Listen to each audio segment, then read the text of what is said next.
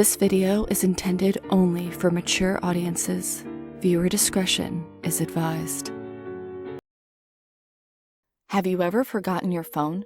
When did you realize you'd forgotten it? I'm guessing you didn't just smack your forehead and exclaim, "Damn," apropos of nothing. The realization probably didn't dawn on you spontaneously.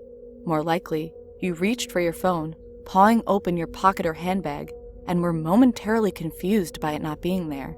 Then, you did a mental restep of the morning's events. Shit. In my case, my phone's alarm woke me as normal, but I realized that the battery was lower than I expected. It was a new phone, and it had this annoying habit of leaving applications running that drained the battery overnight. So, I put it onto charge while I showered instead of into my bag like normal. It was a momentary slip from the routine, but that was all it took. Once in the shower, my brain got back into the routine it follows every morning, and that was it. Forgotten.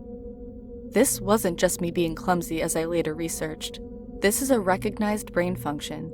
Your brain doesn't work on one level, it works on many. Like when you're walking somewhere, you think about your destination and avoiding hazards, but you don't need to think about keeping your legs moving properly. If you did, the entire world would turn into one massive hilarious queue-up cosplay. I wasn't thinking about regulating my breathing. I was thinking whether I should grab a coffee on the drive to work. I did. I wasn't thinking about moving my breakfast through my intestines. I was wondering whether I'd finish on time to pick up my daughter Emily from nursery after work, or get stuck with another late fee. This is the thing. There's a level of your brain that just deals with routine, so that the rest of the brain can think about other things. Think about it. Think about your last commute. What do you actually remember? Little, if anything, probably. Most common journeys blur into one, and recalling any one in particular is scientifically proven to be difficult. Do something often enough and it becomes routine. Keep doing it and it stops being processed by the thinking bit of the brain and gets regulated to a part of the brain dedicated to dealing with routine. Your brain keeps doing it without you thinking about it. Soon, you think about your route to work as much as you do keeping your legs moving when you walk. As in, not at all. Most people call it autopilot, but there's danger there. If you have a break in your routine, your ability to remember and account for the break is only as good as your ability to stop your brain from going into routine mode. My ability to remember my phone being on the counter is only as reliable as my ability to stop my brain entering morning routine mode, which would dictate that my phone is actually in my bag. But I didn't stop my brain entering routine mode. I got in the shower as normal, routine started, exception forgotten, autopilot engaged. My brain was back in the routine. I showered, I shaved. The radio forecast amazing weather. I gave Emily her breakfast and loaded her into the car. She was so adorable that morning. She complained about the bad sun in the morning blinding her, saying it stopped her having a little sleep on the way to nursery. And then I left. That was the routine. It didn't matter that my phone was on the counter charging silently. My brain was in the routine, and in the routine, my phone was in my bag. This is why I forgot my phone. Not clumsiness, not negligence, nothing more than my brain entering routine mode and overriding the exception. Autopilot engaged. I left for work. It's a sweltering hot day already. The bad sun had been burning since before my traitorously absent phone woke me. The steering wheel was burning hot to the touch when I sat down. I think I heard Emily shift over behind my driver's seat to get out of the glare. But I got to work, submitted the report, attended the morning meeting. It's not until I took a quick coffee break and reached for my phone that the illusion shattered. I did a mental restep. I remembered the dying battery. I remembered putting it onto charge. I remembered leaving it there. My phone was on the counter. Autopilot disengaged. Again, therein lies the danger. Until you have that moment, the moment you reach for your phone and shatter the illusion, that part of the brain is still in routine mode. It has no reason to question the facts of the routine. That's why it's a routine. Attrition of repetition. It's not as if anyone could say, "Why didn't you remember your phone? Did it occur to you? How could you forget? You must be negligent. That's to miss the point. My brain was telling me the routine was completed as normal, despite the fact that it wasn't. It wasn't that I forgot my phone. According to my brain, according to the routine, my phone was in my bag. Why would I think to question it? Why would I check? Why would I suddenly remember out of nowhere that my phone was on the counter? My brain was wired to the routine, and the routine was that my phone was in my bag. The day continued to bake. The morning haze gave way to the relentless fever heat of the afternoon. Tarmac bubbled. The direct beams of heat threatened to crack the pavement. People swapped coffees for iced smoothies. Jackets discarded, sleeves rolled up, ties loosened, brows mopped. The parks slowly filled with sunbathers and barbecues. Window frames threatened to warp. The thermometer continued to swell. Thank fuck the offices were air-conditioned. But as ever, the furnace of the day gave way to a cooler evening. Another day, another dollar. Still cursing myself for forgetting my phone, I drove home. The day's heat had baked to the inside of the car, releasing a horrible smell from somewhere. When I arrived on the driveway, the stones crunching comfortingly under my tires, my wife greeted me at the door. "Where is Emily?" Fuck. As if the phone wasn't bad enough. After everything, I'd left Emily at the fucking nursery after all. I immediately sped back to the nursery. I got to the door and started practicing my excuses, wondering vainly if I could charm my way out of a late fee. I saw a piece of paper stuck to the door. "Due to vandalism overnight, please use side door. Today only." Overnight? What? The door was fine this morning. I froze. My knees shook. Vandals. A change in the routine. My phone was on the counter. I hadn't been here this morning. My phone was on the counter. I'd driven past because I was drinking my coffee. I'd not dropped off Emily. My phone was on the counter. She'd moved her seat. I hadn't seen her in the mirror. My phone was on the counter. She'd fallen asleep out of the bad sun. She didn't speak when I drove past her nursery. My phone was on the counter. She'd changed the routine. My phone was on the counter. She changed the routine and I'd forgotten to drop her off. My phone was on the counter. 9 hours, that car, that baking sun, no air, no water, no power, no help, that heat. A steering wheel, too hot to touch. That smell. I walked to the car door, numb, shock. I opened the door. My phone was on the counter, and my daughter was dead. Autopilot disengaged.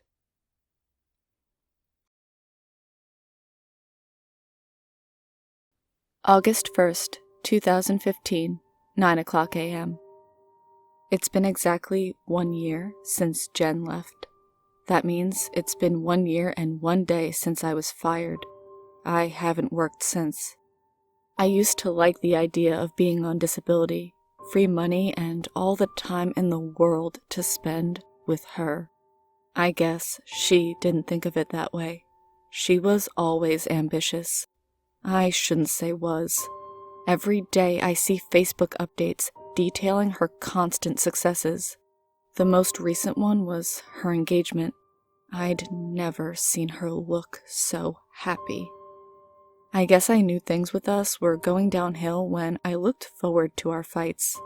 She'd always say something about how I'm so smart, that I was smarter than she in fact, but I had no ambition. It felt so good to hear that someone as brilliant as Jen thought that I was smart, even though she yelled it at me in frustration. She claimed she understood my depression and my anxiety and how they were terrible roadblocks on the path to my happiness. I thought that meant she could empathize and still wanted to be with me anyway. Apparently, I was wrong. Getting disability benefits for my depression wasn't too hard. The money isn't great, but it pays the rent and keeps me fed. The only pain is that I have to go to therapy every week. I also need to go to monthly appointments to pick up prescriptions to help combat my depression, ADHD, and anxiety. It's also procedural and detached from anything resembling real care. So, I'm a lonely, unemployed loser who apparently has this great mind that's utterly useless. But I won't stay like this forever. I've discovered something new. Well, something old, actually. Today begins my new life. The medication never worked. The therapy never worked. The behavior changes never worked. Medicine failed me. Or maybe I failed medicine. Either way, I'm taking control of myself again. I'm not going to be a victim of the barriers my body's put up for me. No more attention problems, no more depression, no more anxiety. For the first time in what may be decades, I'm filled with hope. August 1st, 2015, 3 o'clock p.m. All my tools are cleaned and ready. In about an hour, I'll start.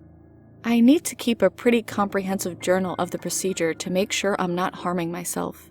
I figure running an account of my experiences will give evidence of the positive or negative changes to both my mood and cognitive abilities. August 1st, 2015, 4:05 p.m. After I traced a dime-sized circle on the upper right part of my forehead, I used an X-Acto knife to carve through the skin. I wasn't prepared for how much this was going to hurt. I stopped a couple of times to wipe away the tears so I could see well enough to continue. The skin lifted off from the bone without too much trouble once I'd finished cutting. I flushed it down the toilet. Now I'm waiting for the bleeding to stop. It seems to be slowing already. It's so weird to see my skull exposed like this. I'm going to write a sentence or two before and after each of the next steps so I can get as good of a description as possible if this all works as well as I'm hoping. I opted to use a tiny drill bit over a single large one. A ring of tiny holes is going to take a hell of a lot longer, but I think the need for precision dwarfs time consumption in this case. I'm about to do the first hole.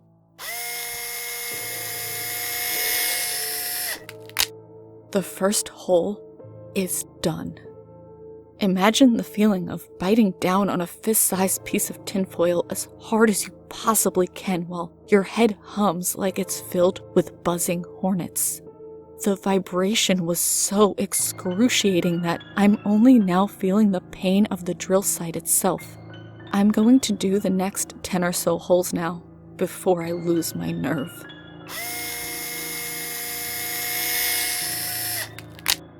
The vibrations became less intense with each hole. The bone pain got much worse, though. I've never had migraines, but I assume that they must feel something like this. I'm shining a light at the ring of tiny bores and doing my best to inspect what's behind them in the mirror. It's not very useful. The remaining structural elements between the holes are extremely thin and brittle looking. I'm going to cut them away with wire cutters. I just dropped a circle of my skull into the sink. Now I'm looking at the bright red membrane that's covering my brain. I'm a little surprised by how many blood vessels are in there. I'm going to put out a couple more towels. Cutting away the membrane is the part I'm most scared of. It's done, and the hole is bleeding a lot. I'm taking extra care not to put too much pressure on the organ itself when I'm working to soak up the blood. I'm feeling a little dizzy, so while I hold the towel to the hole, I'm sitting and eating the piece of steak and drinking the orange juice I'd put out just in case this happened. The wound is slowly starting to clot while I wait here. The whole area hurts, but the pain is second to the strong pulsing sensation around the hole. It's almost like I have a second heart beating there. The blood stopped pouring out, and I'm cleaning the area with water and rubbing alcohol. Now I can see my brain. It's gray. It doesn't look like it even belongs to me. I don't know why it all feels so surreal. It's almost like I'm watching all this happen to someone else. On the plus side, I'm not dizzy anymore, but I'm exhausted. I'm going to bandage everything and go to bed. I'll clean up tomorrow. August 2nd, 2015, 6:30 a.m. I woke up this morning with more energy and drive than I've ever felt. Even sitting here writing this feels like a joy. I'm not struggling to find words. I'm not dreading how I'll reread what I've written and think it's stupid and pointless. Everything just works. The accounts I'd read about people who shared their experiences with trepanation made similar claims, but even as I drilled the holes, I never allowed myself to truly believe it would work for me. Even now, I'm worried it's all just a placebo effect. The pulsating feeling is real though, and it's as strong as ever. That was something else my fellow Trebadan mentioned. They said it was because the body is letting the brain grow again, something the skull had prevented after it hardened following infancy. I don't know if I buy the explanation, but I can't deny what's happening here. August 2nd, 2015, 2:00 p.m. My day's been spent cleaning the apartment. Over the last year, I'd let things pile up and grow increasingly filthy as my depression festered. Today, it's like a veil has been lifted and light is pouring over everything I lay my eyes on. The place needed to be cleaned, so I just set to work and cleaned it. It looks better now than it did when Jen and I moved in. My therapist recommended that I clean a while ago, suggesting that a nice open area would really help me see my home as a place for potential rather than stagnation. Now I know what he meant. This is what potential feels like. The hole in my head still hurts and it looks terrible, but I expected as much. If I go out, I can wear a hat and no one will notice anything amiss. I'm not ready to do that though. I'm mildly concerned about how bad the site is beginning to itch as it heals. I'm being extremely assiduous in cleaning and caring for the wound as it heals, but I guess part of that process is the damn itch. I'm doing my best not to think about it. August 2nd, 2015, 11:30 p.m. The first full day of my experiment is about to end. I'm about to go to sleep and I feel like I've accomplished a lot today. My home is spotless. I've finished a short story I'd been working on for the last couple of months. I've gotten up to date with my internet and utility bills, and I even did a couple sets of push-ups. I had to remind myself to eat though. For whatever reason, I wasn't hungry at all until I realized it was nearly 9 p.m. and I hadn't eaten all day. I'm chalking it up to my excitement. It's been hard to contain, but now I'm all showered and pajamaed and ready to end my day. I can't wait for tomorrow. August 3rd, 2015, 5:45 a.m. I was up before my alarm this morning to watch the sunrise from the roof of the apartment. Last night I slept like a log and didn't wake up once. I noticed some blood on my pillow and under my fingernails though, and I think I may have scratched underneath the bandage while I slept. I made a beeline to the bathroom to inspect the hole and, thankfully, I didn't seem to do any damage. Everything appears to be healing well. August 3rd, 2015, 1:15 p.m. I don't know if it's endorphins wearing off or just an artifact of my depression, but my euphoric feeling has diminished quite a bit since this morning. I'm thinking it might be both. Maybe I need to have a good meal. There should be something in the fridge. August 3rd, 2015, 9:00 p.m. Whatever I felt this afternoon doesn't seem to have been a fluke. While my mood elevated for a little while after lunch, I was back to near baseline for the rest of the day and evening. The pulsing in the hole waxes and wanes with my mood, interesting enough. When I'm happy and ambitious, it pulses a lot. When I'm depressed, it may pulse every 10 seconds. It may have something to do with my blood pressure, so I'll keep an eye on that. Before bed, I'll do some jumping jacks and see if the pulsing returns. I'm fairly certain a higher pulse rate correlates with a better mindset. Just did the exercise. The pulsing is the same. My heart rate is up, but my mood is still low. I'm going to bed. August 4th, 2015, 11:00 a.m. I just woke up and I feel terrible. I was scratching the hole again. My pillow is soaked with blood and there are remnants of scabs under my fingernails. Tonight, I'll wear gloves. That aside, my mood is still right where it was before I started this process. I'm worried the surface area of my brain that's exposed isn't large enough to allow long-lasting effects. I don't trust myself to widen the hole that's already there, but I'm prepared to do another one an inch or so away.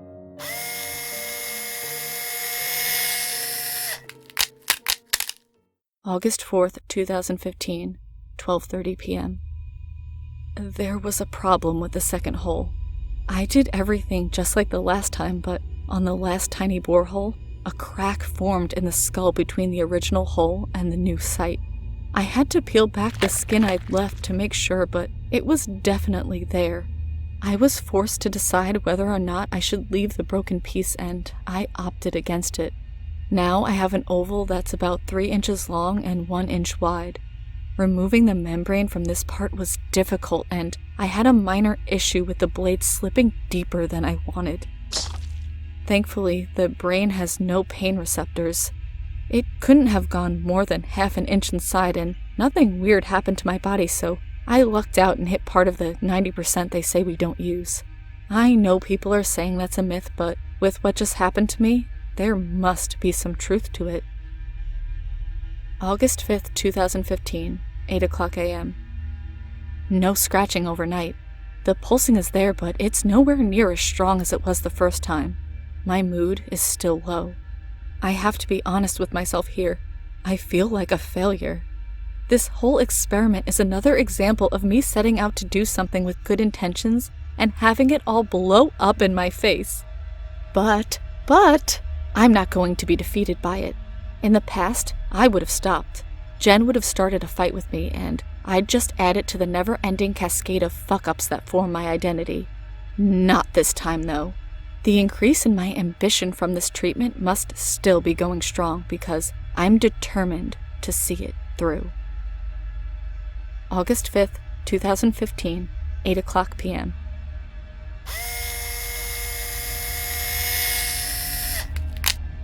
There are 4 more holes in my head. I didn't think I'd be able to do it. Towards the end of the last one, I almost passed out. I'm glad I had the foresight to keep a few sugar packets nearby so I could regain the strength to finish up. Besides the issue with my dizziness, these 4 went better than the prior 2. I used the left and right sides of my head this time, right above my ears. The skull was far thinner than on my forehead, so the vibration of the drill wasn't as excruciating. The blood loss was significantly greater, though, which explains the desire to pass out. I have hand towels wrapped around my head so I won't get blood all over the place. Lucky for me, I'm a pretty quick clotter. That's a funny word. Clotter. August 6th, 2015, 6:10 a.m. I slept sitting up and awoke to major pulsing, not just in the new holes, but in the old ones as well. A small problem's developed with the second hole, though. I think it might be getting infected. The itching is unbearable, and I think it might be starting to smell. I poured rubbing alcohol on all the sides and pressed it clean with towels, so hopefully that'll stop whatever's breeding in there. My mood was pretty high, still not as good as the first day, but much better than the days after. I've been thinking about Jen a lot. We had so many things in common. We loved talking about animals and used to go off on tangents where we'd discuss all the exotic ones we'd have when we were rich. Her favorite ones were rhinos. Mine were hippos. I used to tell her about the lake we'd have in our backyard where my pygmy hippo would play with her baby rhino. After they'd gotten tired out, we'd invite them up to the patio where they'd curl up next to one another while we gazed adoringly at them and at each other. I wonder how she'd feel knowing I've been doing all this work to better myself. She'd probably tell me to do more. August 7th, 2015, 12:35 p.m. I did more. All day yesterday, I drilled. I drilled and cut and pulled and peeled. I feel like I can take on the world. It's almost like the one time I did cocaine in college, but the effect has lasted far longer. I'll update again today if I have to, but for now, I'm going to work on some of my stories. August 9th, 2015, 9 o'clock a.m. Where have I been? Writing. Since the other day, I've gotten down 100 pages of a story I never even knew I had in me. Reading it over is like I'm looking at the work of someone else. Someone far, far better. A stranger, I guess. On a slightly less pleasant note, there's definitely an infection in a few holes. One of them is weeping a gray liquid that smells terrible, and all of them itch. When I rub them with a towel to try and scratch, they break open and start either bleeding or leaking clear fluid. I figure it's like a cold that has to run its course, but I'll be damned if it isn't becoming a problem nearly as bad as the depression was. August 10th, 2015, 7:40 a.m. I scratched in my sleep. I don't know what else to say other than it was bad. It's hard to tell from what I see in the mirror, but I might have damaged some of my brain in the holes of my forehead and left side. A small piece is hanging by a thread that looks like a tiny blood vessel. I tried to tuck it back under the lip of skull, but I had to press pretty hard to do it, and I'm worried I messed it up even worse. At least I saw a bear today. August 15th, 2015, 4:15 p.m.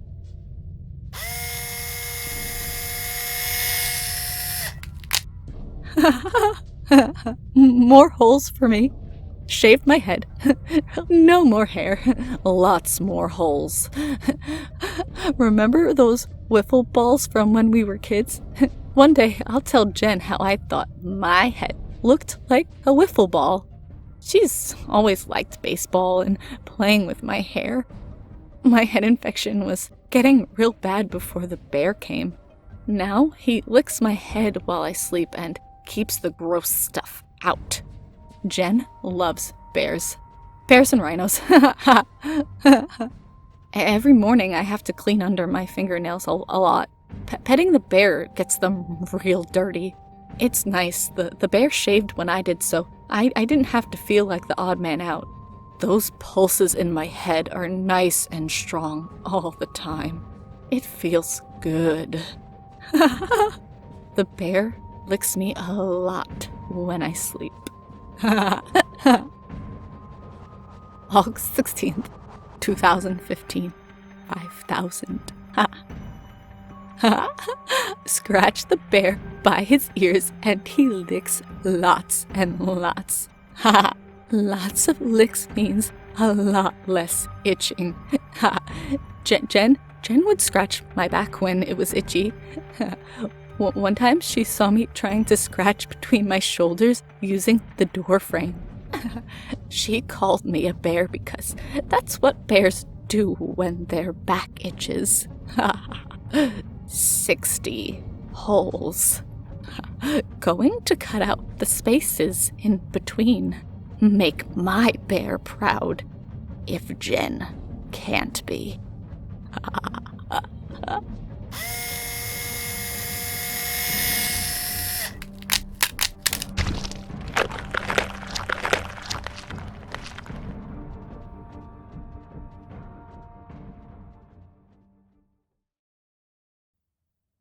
Now, before we begin, I wanted to immerse the listener as much as possible in this story, so there are quite a bit of sound effects throughout. I tried really hard not to make any earblood, but just in case I still did, I would like to issue a warning to headphone users now. Also, I would like to issue a trigger warning. This story does have themes of suicide and death. If either of those topics make you uncomfortable, this video may not be for you. Without further ado, I proudly present Feed the Pig. Let's get creepy.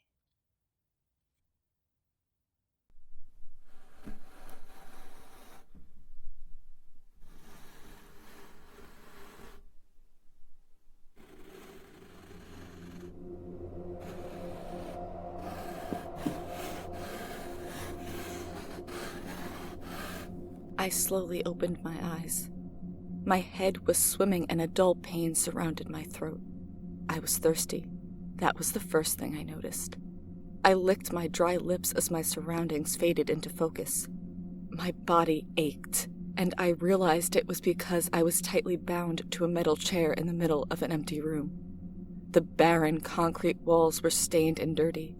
The floor beneath my bare feet was cold and slightly wet. A single bulb lit the room, dangling from the ceiling by a string. It cast moving shadows and I blinked back darkness. An open door stood before me, but I couldn't see anything but the wall of a hallway. I tried to clear my head, tried to remember how I got here. I squeezed my eyes shut and forced myself not to panic. I slowed my breathing and focused my thoughts, desperately trying to summon some recollection of why I was here. I couldn't remember anything. I opened my eyes and exhaled, my parched throat throbbing. I could hear sound echoing off the hallway walls outside the door. Screaming, clanging, howling, all very distant, but that did nothing to help calm my nerves. "Hello?" I cried, the word tearing at my vocal cords. I felt my chest hitch in pain, but I cleared my throat and yelled again. "Is anyone there? Hello?" The dark hallway remained silent, except for the constant echoes. I shut my mouth and tried to wriggle free of my bindings, but the rope was knotted impossibly tight. I fought back against my imagination, as it flooded my mind with horrific scenarios of what awaited me. If I could only remember. Suddenly, footsteps erupted from outside the door, a rapid patter of small feet. My hopes rose and I trained my attention on the door, praying it was help. A young boy ran into the room, dressed in a onesie complete with padded feet. Stretched over his face was a plastic devil mask. The eye holes revealed massive blue eyes that greeted me curiously. Taken back, I opened my mouth to speak, but that's when I noticed something was off. His eyes were huge, impossibly round and bulging from their sockets. It sent a shiver of unease down my spine, but I shook it off. This child might be able to free me. "Hey!" I hissed urgently. "Hey, kid! Can you get me out of here?" The boy took a step closer, cocking his head but remaining silent. I rattled my bound arms against the chair. "Cut me free, please! I shouldn't be here! This is some kind of mistake!" The boy eyed me behind his strange mask and stopped directly in front of me. He leaned in close and whispered, his voice like wet silk. "You did a bad thing." Confused, I shook my head. No, this is a mistake. I didn't do anything." The boy's enormous blue eyes suddenly filled with sadness. "Oh, you did a really, really bad thing." I shook my head again, violently. "No, I'm sorry. I don't remember. Just please get me out of this chair." Suddenly, before either of us could speak again, a man came charging into the room. He was overweight and dressed in overalls. His grizzled face twisted in seething anger. He was holding a sawed-off shotgun in his arms. "I didn't do anything!" I cried as he advanced on us, my voice cracking. I'm not supposed to be here!" The big man ignored me and instead grabbed the kid and shoved him hard against the wall. The boy grunted as his back struck the concrete and his eyes rose to meet the grizzled man's. Wordlessly, the man raised his shotgun, placed it against the boy's forehead, and blew his head off. Chunks of gore splattered the walls as shock sludged me in the stomach like an iron fist. My ears rang and time seemed to slow as I watched in horror as the headless body crumpled to the ground. My breath rushed back into my lungs, and time seemed to readjust. "Jesus fucking Christ!" I screamed, straining against the ropes, my eyes bulging in horrific shock. "What the fuck?" The man ignored my screams as he bent down and picked up the boy. He slung the ruined corpse over his shoulder and walked out the doorway. Suddenly, the hallway erupted with malicious laughter, A chorus of voices all howling in glee. I shut my eyes, the noise deafening, as absolute terror filled my every pore. After a few moments, the laughter faded, and I cautiously opened my eyes, unable to believe what I had just witnessed. "Hello?" I jumped as I realized there was another man standing before me. He was dressed in a simple white button-down shirt and jeans. His brown hair was cut short, and he appeared to be in his early 30s. His green eyes were dull and lifeless, his full lips pulled down at the corners. "What is going on? Where am I?" I cried, new fear pooling in my stomach like hot blood. The man crossed his arms. "So, you're the new one, huh?" He shook his head. "You people disgust me." Questions bubbled on my lips, but he waved them off with a sharp chop of his hand, slicing the air and demanding my silence. He ran his tongue over his teeth, sneering. "You look like you've already seen some of the horrors this place holds, huh? Yes, I can tell by the look in your eyes. You're terrified. You've seen something, haven't you? It doesn't seem all that bad now, does it, looking back? You've been here 5 minutes and already you're shitting your pants." "Where am I?" I gasped, unable to hold back any longer. "What do you people want?" The man crossed his arms behind his back. "I bet you want to get out of here, don't you? I bet you'd like to go back to your home, your family, everything." "Please," I interrupted. Whatever I did to you, I'm sorry, I really am, but I don't remember." The man rolled his eyes. "You didn't do anything to me. You did it to yourself. You really don't remember anything." I shook my head and felt tears brimming in my eyes. Liquid fear. The man looked at me with contempt. "You waited until your wife left for work, and then you went out to the woodshed and hung yourself. You're dead." The recent memory rose in my mind like a monster from a bog. My eyes went wide. As much as I wanted to deny it, he was right. I had killed myself. The incident tore through my brain like a bullet train and left me reeling.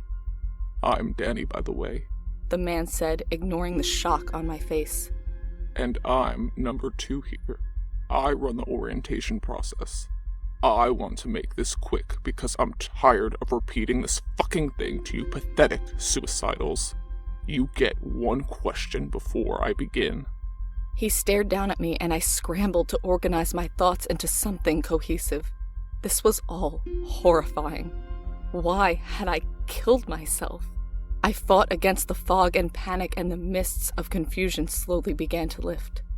I had just lost my job. Yes, that was the start. I squeezed my eyes shut and forced more of the memory to emerge. I had lost my job, and I was about to lose the house. My wife, Tess, she found out and was going to leave me. I didn't have any way out, didn't have any options. Getting fired had come out of the blue, and I didn't have much in savings. I was broke, soon to be homeless, and my wife hated me for it. There was something else. Yes, that's right. She had been cheating on me. I had seen texts on her phone while she slept one night and confirmed my suspicions. My life had degraded to shit, and I had run out of options. Humiliated and ashamed, I had decided death was my only option. "Hey, fucker, do you have a question or not?" Danny said, snapping his fingers in front of my face. I was sucked back into reality, and I asked the only question that mattered. "Is this hell?" Danny snorted. "That's always what you people ask." He began to pace back and forth in front of me. "No, this is not hell. It's not heaven either. This is the Black Farm. And no, I didn't name it that. This is where God sends the souls who have ended their own life. Suicidals. You see, he doesn't really know what to do with you, and Neither does the devil. There are genuinely good people who kill themselves. Seems cruel to banish them to hell for all eternity for a moment of weakness, right? Personally, I think God and the devil were just tired of arguing about it, and so they sent them here, to the Black Farm. Did God create this place? I asked, growing more and more confused. Danny spit on the floor, chuckling. Sure, at some point, but he lost control of it when he put the pig in charge. What's the pig? I asked, unsure I wanted to know the answer. Danny held up a hand, annoyed. Can I fucking finish? God created this place eons ago, put the pig in charge, and then forgot about it for a while. Well, when his back was turned, the pig decided to use his new powers to try and create his own little world. This mess you see around you is the fractured remains of that experiment. The Black Farm used to be a lot nicer, but the pig wanted things to be different. He wanted to create his own vision. These people you see, these monsters, they are the pig's attempts at creating functioning life. Instead of mirroring God's earth, these mutilated, horrible creations are full of sin and hatred. They run rampant here, unabashed. This place is chaos. The Black Farm is a circus of freaks and monsters, and it's your eternity. Fear boiled in my gut like thick oil. No, this couldn't be my end. I didn't believe in stuff like this. It wasn't real. I would wake up soon and realize I was just having a nightmare. That had to be it. Danny stood before me and lightly slapped my face. Hey, don't go into hysterics on me. I haven't finished yet. I raised my teary eyes to meet his. Danny smiled. You can always feed the pig. My breath pushed from my lungs like burning steam. What does that mean? Danny spread his hands, still smiling. It's as simple as that. Feed the pig. If you do so, there's a chance he'll send you back to your life. And what happens if he doesn't? I bumbled. You'll get sent to hell. So, flip a coin if you have one. Stay here with us or feed the pig. If you choose to stay, I'll let you go. I'll let you go out there. He said, pointing towards the door. But let me assure you, what awaits you at the end of the hallway, well, let's just say hell isn't that much worse. I swallowed hard, trying my best to digest everything. Why wouldn't I feed the pig? Whatever that meant. If there was even a sliver of hope, I would take it. An eternity in this place? The Black Farm? Be sent to hell or feed the pig? I would do anything for a chance to go back. This nightmare made my problems seem like nothing in comparison. Danny raised a hand before I could speak. I'll let you think on it a while. I'll be back later. I want to feed the pig, I cried, not wanting to spend another second in this awful room. I could hear a woman screaming down the hallway, her cries rising as something meaty pounded into her. My breath came in sharp pulls, and my throat burned. Danny noticed the noise and grinned. Sounds pretty bad, huh? He said softly as the woman's voice creaked with agony. Something was still slamming into her, the sound of beaten flesh igniting my imagination with horrors. Please, I gasped, breathless. Just let me feed the pig. I don't want to stay here any longer. Danny turned away from me. I'll be back later. Enjoy your time alone. Really think about your situation. Weigh your options. And remember, you put yourself here. And with that, he was gone, leaving me in the dim room. Tears streamed down my face. The woman didn't stop screaming for hours.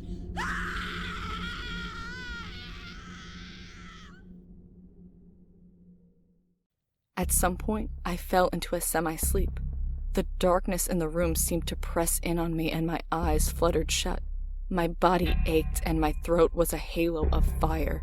Thirst raked at my windpipe like sharp glass. My lips felt like crumpled paper. My head thundered like a drum.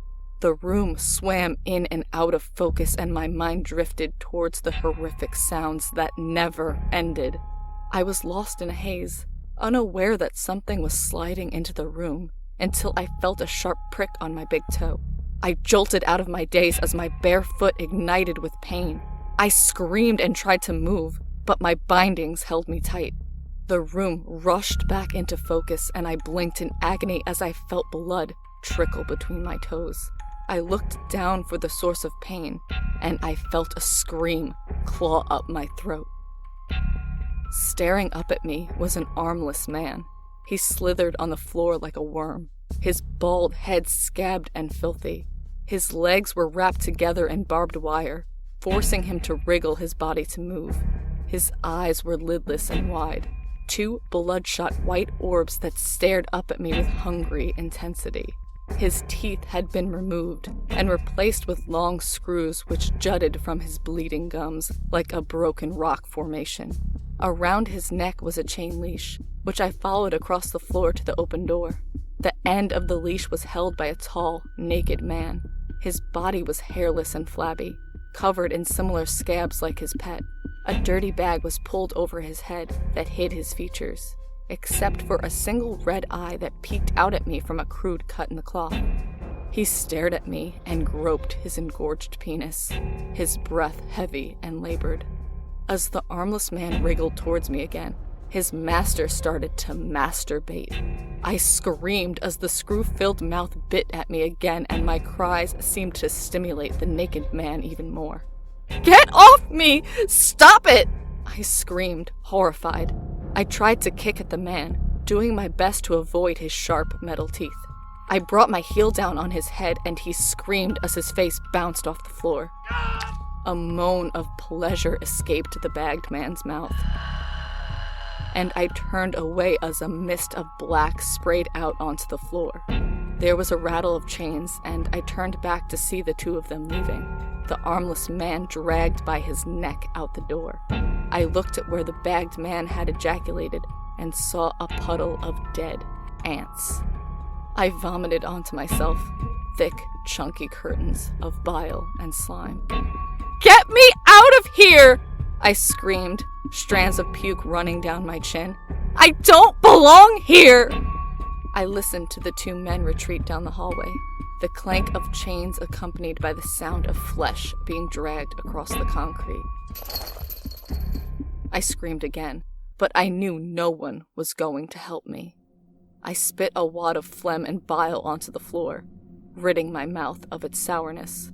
I forced myself to calm down. It wasn't easy. After some time, I heard someone else approaching. I had been in a miserable lull, my mind a blank canvas of dark despair, but the noise roused me from my trance-like state. The muscles in my arms burned from being restrained for so long, and I shifted them desperately, trying my best to prepare myself for whatever horror was about to walk through that door.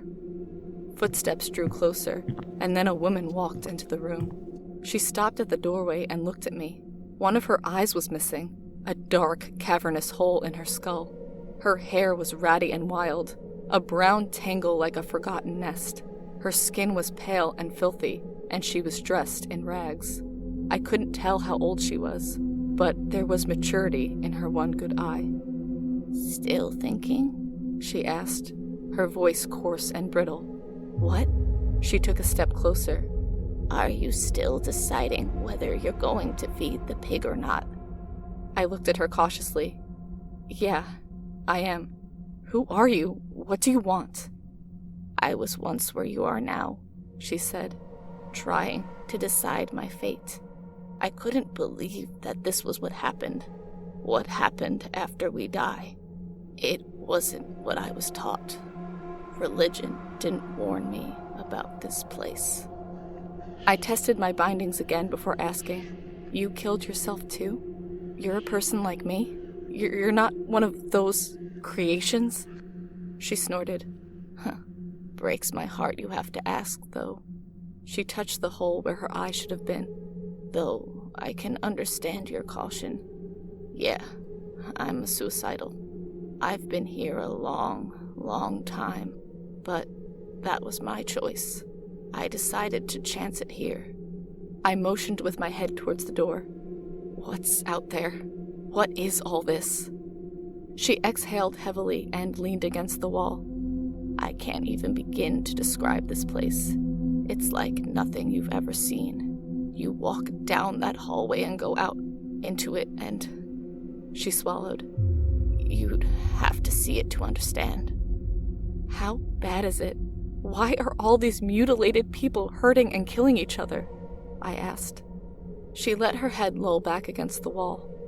It would take years for you to fully understand this place. Years you don't have. Right now you have to make a decision. Stay or feed the pig.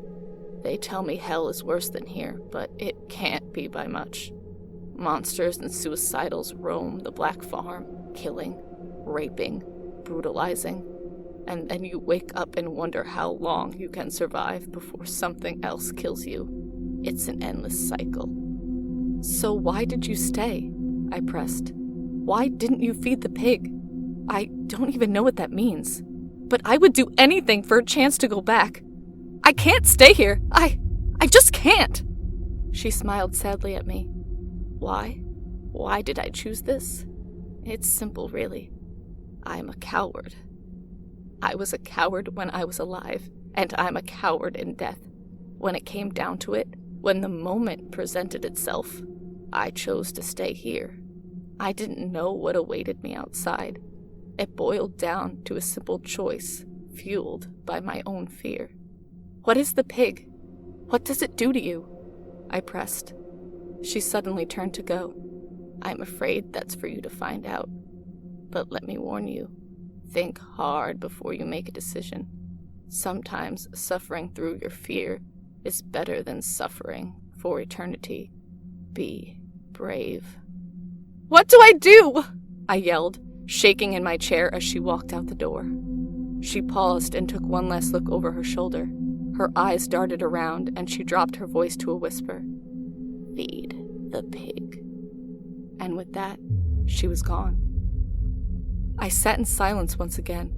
My mind was spinning, desperately turning over my options. I still couldn't fully understand the situation I was in. It was too much, too overwhelming. The other side of death wasn't supposed to be like this. I didn't know what I had expected, but it wasn't this nightmare. Questions crashed over my mind like cold waves into a sinking ship. How was I supposed to make a choice when I didn't even know what my actions entailed? This place, the Black Farm, I couldn't stay here. But what if I went to hell? What if I didn't get sent back? I would be out of the fire and into the frying pan. My existence would forever be damned to unending misery. Here, though, there were people like me. Suicidals. It wasn't all monsters and mutilated murderers. Maybe I could hole up somewhere with them, try to scrape together a passable existence. Surely that would be better than getting sent to hell. No, this wasn't going to be how I spent my eternity. I refused to let it be. If there was even the slightest sliver of hope, I would take it. I didn't want to wonder what could have been. I didn't want to be tormented by doubt. I would feed the pig and accept whatever fate chose for me. When I boiled it down, that was the only option left.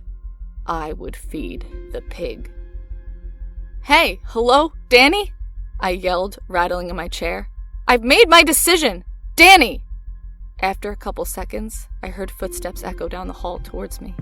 Danny walked through the door, an annoyed look on his face. I've made my choice, I said. I'm going to feed the pig. Sounds like you've really thought a lot about it since I left, Danny said sarcastically. I licked my lips. You'd do the same thing if you were in my place. Danny walked behind me. I was in your place once, and I chose differently. My eyes widened, and then Danny wrapped my entire head with a strip of thin cloth. binding me. I sucked in as much air as I could, but each lungful felt empty. I felt Danny cut me free from the chair, and my body sighed as my stiff muscles were released. I rolled my shoulders as my hands were released, and I moaned with relief. I dug my fingers into my back and I stretched, my bones creaking. Keep your blindfold on and follow me, Danny said, pulling me up. My legs shook as I put weight on them, my thighs trembling after their long, cemented position. I groped blindly in front of me and found Danny's shoulder. I rested my hand on it as he walked out of the room. As we entered the hallway, I could suddenly hear sound I hadn't before, the clank of metal. A long, fleshy tearing noise. Something vomiting. These sounds sprang to life in my ears, painting the darkness before my eyes with imaginary scenes of horror. I gripped Danny's shoulder tighter, stumbling behind him, my heart thundering. I heard something trailing behind us, but Danny didn't seem to notice. Or if he did, he didn't care. Flesh slapped the concrete mere inches behind me, and I suddenly felt hot breath on my neck and the click of a wet tongue against gums. My breathing became even more labored as fear choked me. Going to feed that piggy, are ya? Something whispered in my ear. I felt something press against the back of my head, and I tried not to think about what it might be. It was wet and slimy, and I heard the thing chuckle. He's a hungry piggy. You make sure he gets his meal now. The thing whispered again, its voice low and unlike anything I had ever heard before. It was like a series of grunts and moans jumbled together to form broken words. To my relief, I heard the thing retreat back to wherever it had come from, and I continued to follow Danny. He remained silent as we walked, and I could feel shifts in the air. The thick heat gave way to a cooler, almost pleasant temperature. But then it kept decreasing, and soon I was shivering violently against the cold. I couldn't see anything, but I felt a breeze on my face, like we were outside. I didn't hear Danny open any doors, but nothing about this place was natural. It was like reality blurred and bled into itself, like reels of film melting together. Teeth chattering, I was suddenly blasted with intense heat, and I gasped. My feet tripped over themselves as the terrain changed, and I was suddenly walking on what felt like warm iron. My ears were filled with the sound of blazing furnaces and the clash of working machinery. I couldn't see it, but I felt like there was a vast open expanse overhead. I smelled ash and tasted dirt on my tongue, sweat already forming along my spine. Suddenly, I crashed into Danny as he came to a halt. I backed up a few paces quickly and muttered my apologies. I could hear movement in front of us, a rustle of chains and an odd clicking sound on the metal floor. Something else, too. Something. Snorting. And then, the room filled with a deafening sound of an immense pig squealing. I covered my ears, head splitting at the high-pitched wail. I grit my teeth as the noise echoed off the metal and faded into a series of snorts and grunts. It sounded absolutely enormous. I've brought another one, Danny announced, a slight tinge of respect lining his voice. He wants to feed the pig. I waited, expecting to hear some answer, the cloth around my eyes sealing my sight to darkness. I realized my knees were shaking and my back was coated in sweat. I was terrified. If that's what you wish, Danny said, and I felt him bow under my hand. Apparently some unseen conversation had just happened, and Danny took my wrist and pushed me forward. Approach the pig, he instructed. My whole body trembled and my knees locked into place. Robbed from sight, I raised my hands, trying to get my bearings. The heat and ash filling my head with nausea. I felt like I was going to throw up, my stomach rolling like a dead sea. I didn't know where I was or what horror lay before me. I felt lost and tiny, a fresh splash of tears dripping from my eyes and soaking into the cloth around my face. "Please," I begged, "let me see what's happening." Danny was suddenly behind me, pushing me forward. He guided my hands towards something as we stepped together in unison. Even with the cloth around my face, I could see a giant mass of towering darkness before me. It was a spot of black on an already darkened canvas. As we walked forward, I was suddenly assaulted by a horrendous smell and I gagged, turning away. Danny's grip tightened and forced me to continue. I could sense something just in front of me, a living, shifting mass of flesh. The smell increased to a wretched level and I gagged again. Then hot air was being blown on my face. A blast of heat that came in repeated short bursts. I vomited into my cloth, the source of the smell stemming from the hot air. I choked as the bile gushed over the fabric, soaking it and momentarily cutting off my oxygen. Danny slapped my hands away, and I took a few seconds to steady my breathing again. I was openly crying now, fear and misery collapsing my willpower. The wet cloth stunk as I sucked in soggy breaths. My own stomach acid coated my skin, and I begged for all of this to be over. And then something squealed directly in front of me. I felt my bladder go. I was standing before the pig. It was the source of darkness in my obscured vision, a fat, titanic creature that filled my senses with every breath it blew into my face. Danny raised my hands and suddenly I was touching the pig's snout. I recoiled immediately, but Danny forced my hands back. Its fur was stiff and brittle, and as my shaking hands explored up its nose, the size of the animal became clear to me. It was gigantic and had weight over a ton. Its flesh wriggled under my sweating hands and it opened its mouth slightly. My fingers curled around teeth, the size of kitchen knives, and I realized its mouth was absolutely cavernous. The pig squealed again, and I heard its hooves clack against the ground. It sounded like thunder rolling across an open field in the middle of summer. "Take this blindfold off, please," I begged, my legs turning to jelly. Danny had taken a few steps back, and I heard reverence in his words.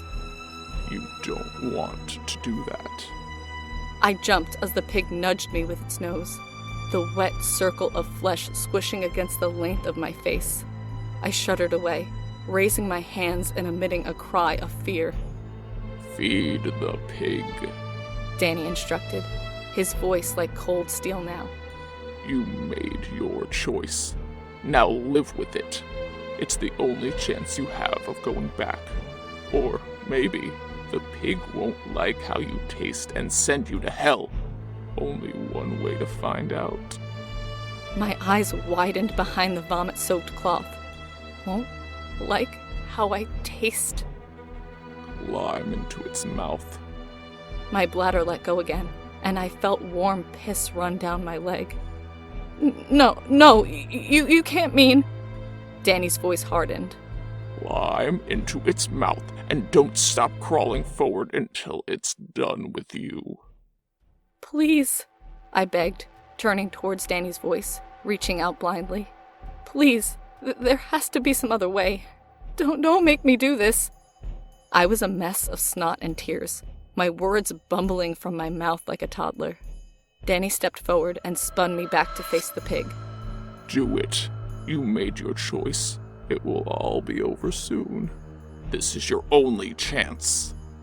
I could feel the pig breathing onto my face, its snout mere inches from mine. The smell and heat it emitted made me want to vomit again, but I held it back. This was insane. This wasn't happening. My mind spun and twisted in chaos and fear. There had to be some other way. I couldn't do this. I could not do this. Suddenly, I remembered the words of the woman. Sometimes suffering through your fear is better than suffering for eternity. Be brave. This was my only chance to get back to the world of the living. I had made such a terrible mistake in killing myself. If I could go back and change my life, I wouldn't have to spend eternity here. I could change my ways, ensure a spot somewhere else, somewhere away from the pig. But what if it decided to send me to hell? How much more suffering could I endure? I had to take the chance. Please, God, I whispered, taking a step forward. If you can hear me, please have mercy on me. My shaking hands reached out for the pig, and I grasped its thick fur. I felt it slowly lower its head and open its mouth. It was waiting for me, its thick, hot breath stinking in my nostrils. This was it. No turning back now. I slowly gripped its teeth and pulled myself forward into its jaws. Its head was at a downward angle, and so I immediately fell onto my stomach at a 45-degree angle. Its wet tongue squished under me, and I was shaking so hard I could barely breathe.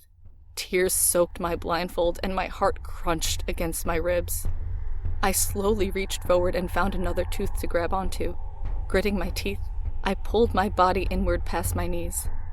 The pig raised its head, and I was suddenly completely horizontal on its tongue. Saliva and mucus dripped around me, and the heat was so intense I almost blacked out. My knees clacked against its front teeth as I pulled myself even deeper. Its inner cheeks pressed in around me, squeezing my body like a soaking, fleshy coffin. Crying, terrified, I reached ahead of me and found more teeth. I pulled myself deeper into its mouth, and I felt my feet slide past its lips. My whole body was coated in slime, and I openly wept, grasping in the darkness for another tooth. And that's when the pig started to chew on me. I screamed in crushing agony as my body was compressed between its massive teeth.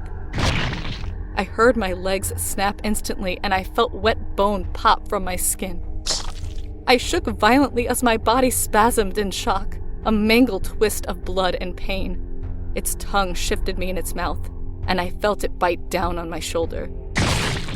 My eyes bulged in their sockets as I howled, a hot pillar crunching down on my collarbone. I threw up violently, unable to control myself, the pain overwhelming. Keep crawling. Screaming, bloodshot eyes rolling wildly, I reached forward with my good arm, wetly searching for another tooth. I grit my teeth, blood spurting between them as my fingers wrapped around something solid. The pig bit down again, its tongue twisting my body so its molars could snap down on my knees. The pain brought darkness, but my howling screams forced my eyes to remain open. "Jesus, make it stop!" I bellowed, my trembling hands still gripping the tooth ahead of me. "Please make it fucking stop!" I ground my teeth together so hard they cracked, screaming as I slowly pulled my body deeper into the mouth. Something was changing. The tight walls of its throat squeezed my head, and I realized I was almost through. "Come on, you motherfucker, come on!" I begged, vocal cords cracking. I reached ahead of me and I grabbed onto a thick wad of flesh. My head felt like it was splitting, and the pig bit down on me again. I gasped, blood exploding from my mouth in a great gush of red. It had pierced through my stomach, obliterating my insides like bloated noodles. Darkness rushed in on me, and I was in too much shock to even scream. With the last of my strength, right as the blackness took me, I pulled myself forward one last time and felt myself slide down its throat.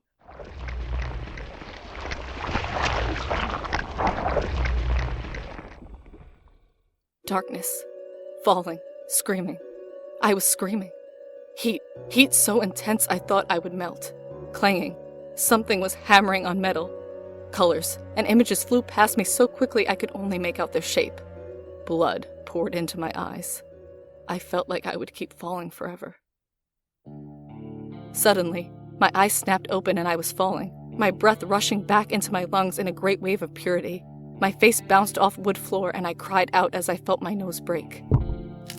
I tasted blood and saw stars. I had stopped falling. There was a ring of burning fire around my throat, and I felt impossibly thirsty. I was lying on the floor. I slowly opened my eyes, and the darkness began to fade like morning mist under a hot sun. Colors blended together and shapes came into focus. I was in my woodshed. I reached up around my throat and grasped at the source of heat. It was the rope I had hung myself with, but now it was severed, releasing me from the grip of death. Relief rolled over me in overwhelming waves of thanks. I curled up on the floor and sobbed, tears dripping from my eyes onto the dirty floor. My body shook, unbroken as I wept, wet, hoarse cries rising from my quivering lips. I had been spared. I was alive again. From my spot on the floor, I turned my eyes upward, my voice cracking. "Thank you, God. Oh, thank you." I fell into another fit of uncontrollable sobbing. I promise I won't waste my life again. I promise I'll make things right. I'll fix everything. I don't know how long it was before I got up. Time seemed to stretch for eternity. My mind refused to rebuild, the horrors of what I had just witnessed crushing me. But I knew I would do everything I could to make the most out of my life. I was going to live every day to the fullest. I would devote myself to helping others in dark times. I would reach out to as many suicidals as I could and try to save them from what awaited them on the other side. I didn't want anyone else to have to witness the horrors of suicide. I didn't want anyone else to have to feed the pig.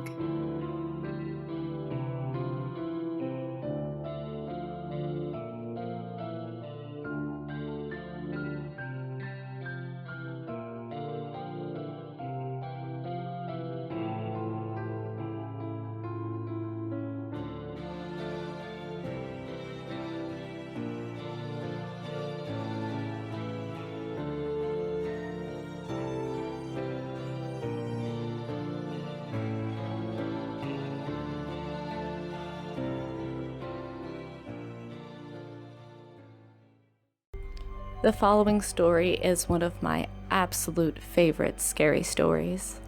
I hope I do it justice. I've told this story 3 times now, once to the police, once to a jury, and once to my psychiatrist. This will be the last time I tell it. We've always lived at 423 Stockholm Street ever since I was a baby, so there really wasn't ever a time when I didn't hear it. And as far back as I can remember, I've always known there was another room on the other side of my wall. When I was a very young child, I thought he was my friend. I would knock, and he would knock back, though usually more slowly. I would giggle, and he would moan. But as I got older, the noises started to scare me. I slowly realized that he wasn't friendly, and the scratching, moaning, and sporadic knocking started to scare me. I told my parents about it, terrified that he would come into my room one night and kill me. My mother rolled her eyes and told me it was mice in the walls. She never listened to me. My father agreed with her that it was animals, but he hugged me and told me he would protect me because I was scared. Whenever I'd hear the noises, mostly at night, I would scream for my father, and he would come running through the door a few seconds later to see what was the matter. I would point at the wall, and he would smile, knock on the wall with his fist, and say, "Quiet down in there or else!" The noise would stop. I would smile and Dad would hug me. He was always my protector. I miss him so much. As I matured into a teenager, I would often invite friends to sleep over. We called ourselves the Stockholm Street Ghostbusters and spent hours doing seances to try and exorcise the entity, a demon according to our research. We figured the scratching must be the demon etching satanic symbols and drawings on my wall. We eventually turned to a Ouija board, until my mother found it and threw it out. One night, running on heightened bravado for my friends, I waited until the loud scratching started again, and I pounded on the wall, just like my dad. "Quiet down in there! You're already dead! The living are trying to sleep!" My friends weren't impressed for a moment, but I should have not provoked him. There was a loud, angry banging on the other side of the wall. We all screamed and hid in the closet, yelling for my dad. When he came running, my friends begged him to take them home. I was left alone while they were gone. I could feel him, almost see him, impatiently pacing behind the wall, back and forth, 5 inches of wooden wallpaper between he and I. I was so scared I hid under my bed. Then the scratching started again. And that was when I knew it was trying to carve its way through the wall and into my bedroom. I screamed again, and the banging resumed on the walls.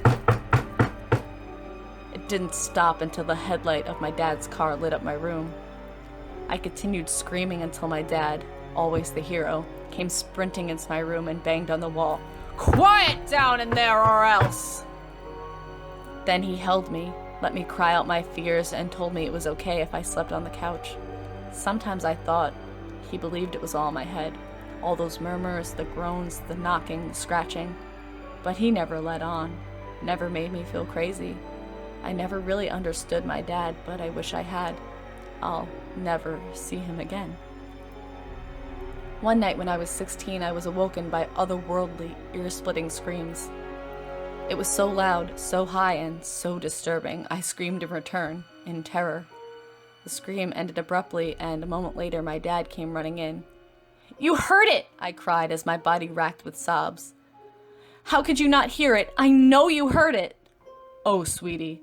My dad sat at the end of my bed, hair disheveled, with a far-off, exhausted look in his middle-of-the-night, bloodshot eyes.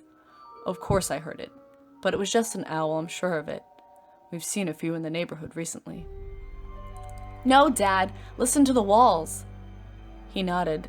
We sat and listened. We listened for the bumps, the scratches, the whispers, the groans, the knocks. Anything. I needed him to know. I needed to prove it to him. It wasn't an animal. My dad was my protector and my hero. He should know the entity was there, that he was in there trying every day to get out. But for what reason, I didn't know. I didn't hear the noises in the wall after that night, not for a few months.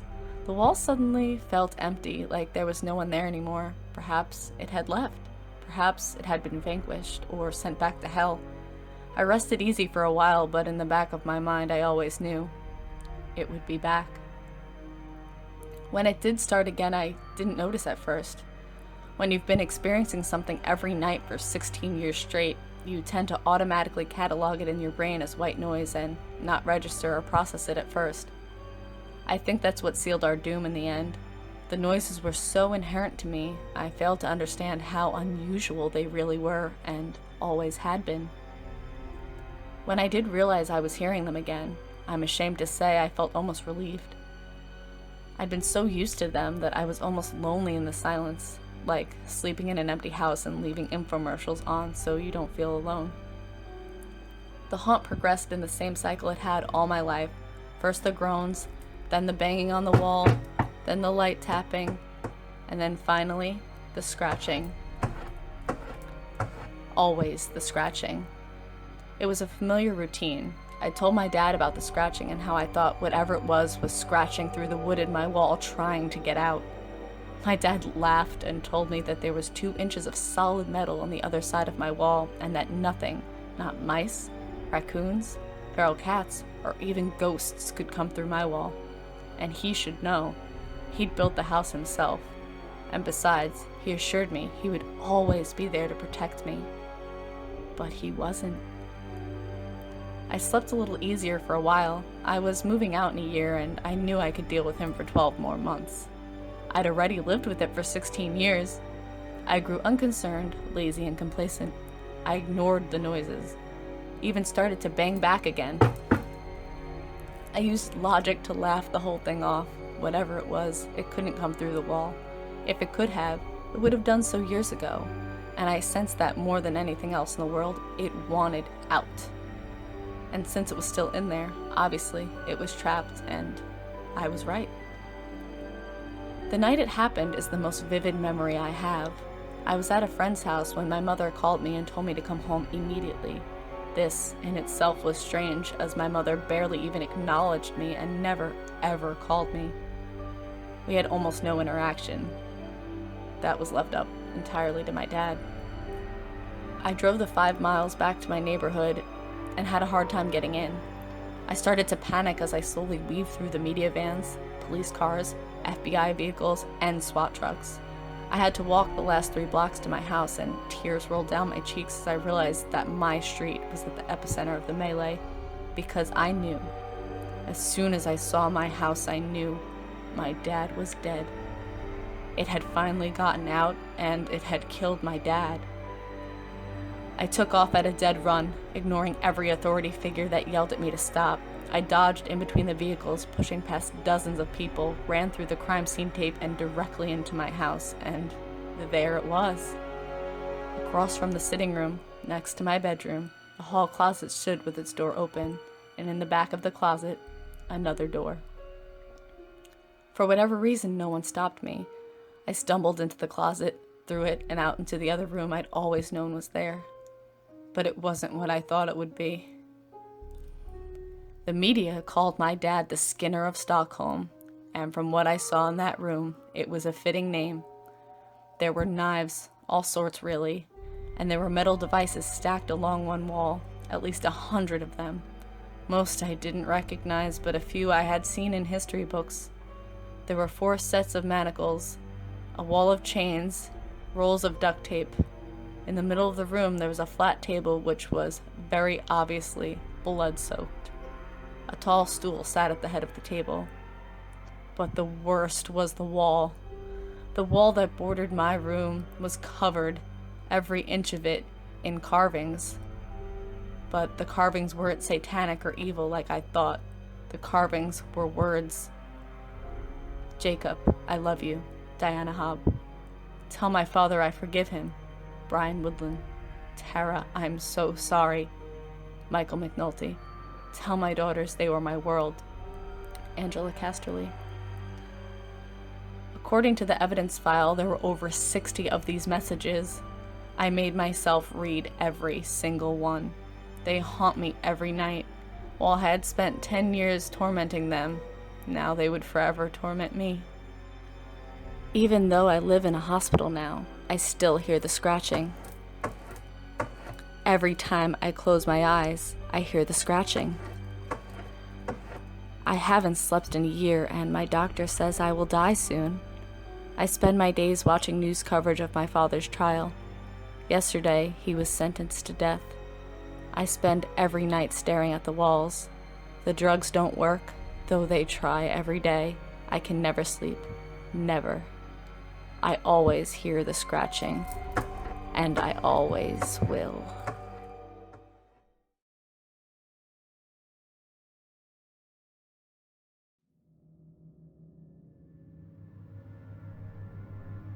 I work in a mental hospital in Louisville, Kentucky, and my friend finally convinced me to post some of my experiences on here.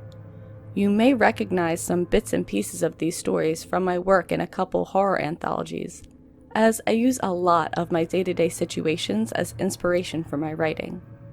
I also want to say to please not message me asking if these are true or not. If you don't want to believe them, I hope you at least found some entertainment value in my stories. Also, all names given have been changed, so with that out of the way. Most of my day consists of making sure people aren't hurting themselves or each other. All that shit you see on TV with asylums is completely obtuse and frankly stigmatizing. We take care of all of our patients to the best of our ability. We wouldn't be going through all the stress of this line of work if we didn't at least kind of care. That being said, there are times when we have to be a bit more forceful with our less stable patients. But again, it is nothing like what you see on TV. Most of the time, you can just talk patients down. Even violent ones rarely need sedation. Other times, you just have to respect the rituals they have built for themselves to stay stable. It's all about empathy and seeing the humanity left in them. Since I had started about 11 years back, I had always been good friends with a patient that we will call Mr. Johnson. Mr. Johnson had a nasty combination of multiple personality disorder, Alzheimer's, and severe depression.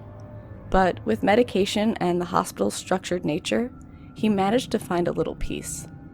Since day one, Mr. Johnson would wait for me in the rec room and ask me to play checkers and proceed to wipe the goddamn floor with me. Here is this tiny, forgetful old man just busting my ass at checkers like he's some kind of checkers world champion. Turns out, he is. My boss got a big kick out of it because everyone else apparently knew this and were a little hesitant to go toe-to-toe with Mr. Johnson. Oh, and did I mention? Mr. Johnson forgot nigh everything from the day before when he woke up in the morning. This resulted in a checkers competition bracket that looked more like a Mobius strip with 2 contenders than anything else. Every day he would convince me to play, and every day he would squash me like a cockroach. Once he was done handing me my ass, he would just look at me with his big brown bloodhound eyes and say, "Hey, good job, sport." This went on for 2.5 years.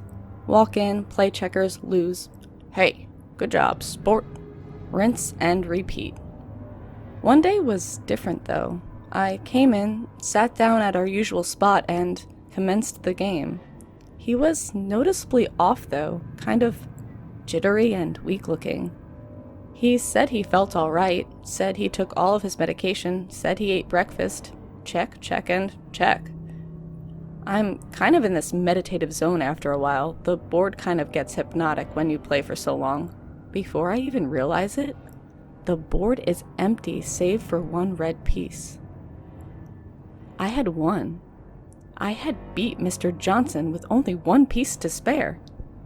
I'm glad I was in a mental hospital because I about lost my mind. It was exhilarating, and I look up at his face with this big dumb smile. He just says, "Hey, good job, sport." Then he walks away to his room. My heart sinks down to my stomach when I see him go, and I feel like some cruel, sick son of a bitch. Honestly, I was kind of lost. I felt like I needed to apologize. I was too awkward about it though, and what was I supposed to say? "Yo, sorry for beating you at the one thing you were good at, Gramps. Sucks to suck?" I worked the rest of the day in a slump. I kind of hide around corners checking for Mr. Johnson because I'm scared to face him. It's almost time for me to leave, and I know I won't be able to sleep if I don't at least say something to him. I head to his room and peek in the door. There is blood everywhere, but not splatters, not huge puddles. There were squares of blood in a checkered pattern on the floor. In the middle of the room was Mr. Johnson, face first on the ground, his finger outstretched like he was tracing something. Beside the checkered pattern was a message written in this poor guy's own blood. The first bit was too messy to read, but I could make out the last word. Sport. I don't really feel like I need to go into any more detail about it, but I will say that I learned later on that he, in reality, had taken another patient's medication, which may have led him to do that to himself. After the cleanup was done, all we find on him is this shard of glass from a window we suspect he had broken in an empty patient's room and a pocket full of red checker pieces. I help the other employees clean up and scrub down everything, and I'm quick to wash away the sloppy sentence he had scribbled down with his finger. I shouldn't have done that. I realize that now. I really should have mentioned it to someone, but admitting what had happened to anyone else would mean admitting it to myself. I wasn't ready for that then. It's late when I get home, around 2 a.m. or so. I had spent the last couple of hours filing some paperwork since I was the one to find Mr. Johnson. I unlock the door to my house and step inside. On the floor in front of me, about 4 feet from the entryway, is a single black checker piece. There is no blood, no sign of forced entry, no sign of any kind of entry for that matter. I thought the games were over when we found him there, cold and dead, but I guess I was wrong. He had one more game to play, and Mr. Johnson had won, with 1 piece to spare. I have never told anyone this story, and I don't plan to ever tell it again. Another time, about 2 weeks ago, I was down in our basement at the hospital. It's not officially the basement that we use for patients. It's actually a vestige of old hospital before it was remodeled about 25 years ago. I guess the renovation crews couldn't tear up this part without compromising the foundation or something. Currently, we use it as a glorified supply closet. but the rooms used to be used for solitary confinement, up until people realized that was a fucked up thing to do to anyone, sane or not. I'm down there looking for some extra gloves to restock a medical room for a technician. Now, we always keep the door to that part of the basement locked, so no wandering feet accidentally go down there and get hurt. And anyone who wants to get in has to get the keys from my boss's office. I get the ring of keys and pop open the lock to the basement. I actually always liked going into the dungeon, as some people referred to it. It felt like this little secret grotto that I could retreat to if I needed to take a breather. The light fixtures still use screw-in bulbs, like the humming halogen bulbs we used to illuminate the rest of the hospital. So I'm heading down the tiled steps, getting into the sharp rhythm the clicks of my heels make as they echo deeper into the dungeon. The sound always reminds me of those cheap clacker toys with the two balls at the end of a piece of a cord, and you can pull it up and down to make the balls clank together. It's a weird kind of nostalgia, I'll admit, but I'm a sap. I'm taking my time getting to the bottom of the stairs and whistling a little melody I have had stuck in my head forever. Anyway, I get to the bottom and make a left into the first of 4 cells, where we have built some uneven shelves to hold things like toiletries and cleaning products. Each of the doors still had their original locking mechanisms on them, complete with the iconic keyhole shape cut right into them on the outside. We always joked with the volunteers to be careful not to get locked down there, or else they could be trapped for who knows how long, though the locks only operated from the outside and no one ever found the original keys. We don't make those jokes anymore. I am filling up a milk crate with boxes of latex gloves and some hand sanitizer when I hear something come from outside the cell. It sounds something like sandpaper scratching against stone or those plastic eggs filled with rice that preschoolers shake. It's just this abrasive scraping sound is what I'm trying to say. I pop my head outside and ask if anyone is there. There isn't, but now that I'm outside, I can hear it coming from the cell across from the one I had just been in. The first thought that crosses my mind is that maybe a patient somehow got down there, but when I grab the handle, I realize the fucking door is locked. It's fucking locked. From there, I can hear someone on the other side scraping against the door. I tell them I'm going to get help and I book it for the stairs. I'm about halfway up when I hear a pop. I whip my head around to see that one of the bulbs had blown, then another, and another. One by one the bulbs go out and I'm running like I've never ran before in my whole damn life. I get to the top just as the last bulb blinks out. In the dark, I throw my hands for the knob, but I can't feel anything. I'm running my hands all along the face of the door, but I swear I can't find anything. It's just like a smooth wall. I start screaming. Before long, the door flies open and I see my coworker Dana standing there all panicked. "What the hell are you screaming for?" But I don't know how to articulate it. I must have looked like a clown, throwing my hands around and babbling. Eventually, I manage to get out that I think someone is trapped in one of the cells. Then, both of us go to my boss, who calls our repairman. He doesn't answer. So we call my boss's boss, who calls a locksmith who says his tools won't work on locks that old. Yeah, like, what the fuck? He calls a mechanic that he knows, and that mechanic brings a plasma torch to cut off the lock. When all is said and done, Dana, my boss's boss, another volunteer, the mechanic, and I are all standing around this red-hot hole in the metal door, flashlights in hand. My boss punches the door open and says, in not too professional words, what she plans to do to our repairman when she gets a hold of him. She couldn't have known how soon that might be. The door hits the wall behind it, and there he is, the repairman. He is huddled in the corner in the fetal position. His skin is leathery and gray, and he has this thick coat of dust on his back like he had been there for months. My boss is staring at me like it was some kind of joke, but I know what I heard. I tell her that, but she is speechless. She clears everyone out and tells me to go home. I figure out a couple days later that they had an autopsy done on the body. His report said that he died from malnourishment and must have been down there for a minimum of 6 months. Yet, he had been to the hospital to repair some windows not 3 days before.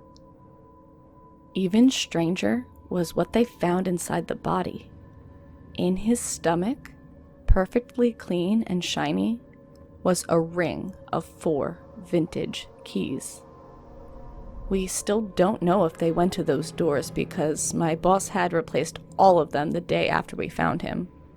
But even if they did fit those locks, I had no clue how he would have engaged them from the outside. The hospital got fined pretty heftily, and I assumed I was going to lose my job. My boss must have felt bad for me or something because I still work here. In fact, I am working even more than usual since she had to lay off a couple of less seniored employees.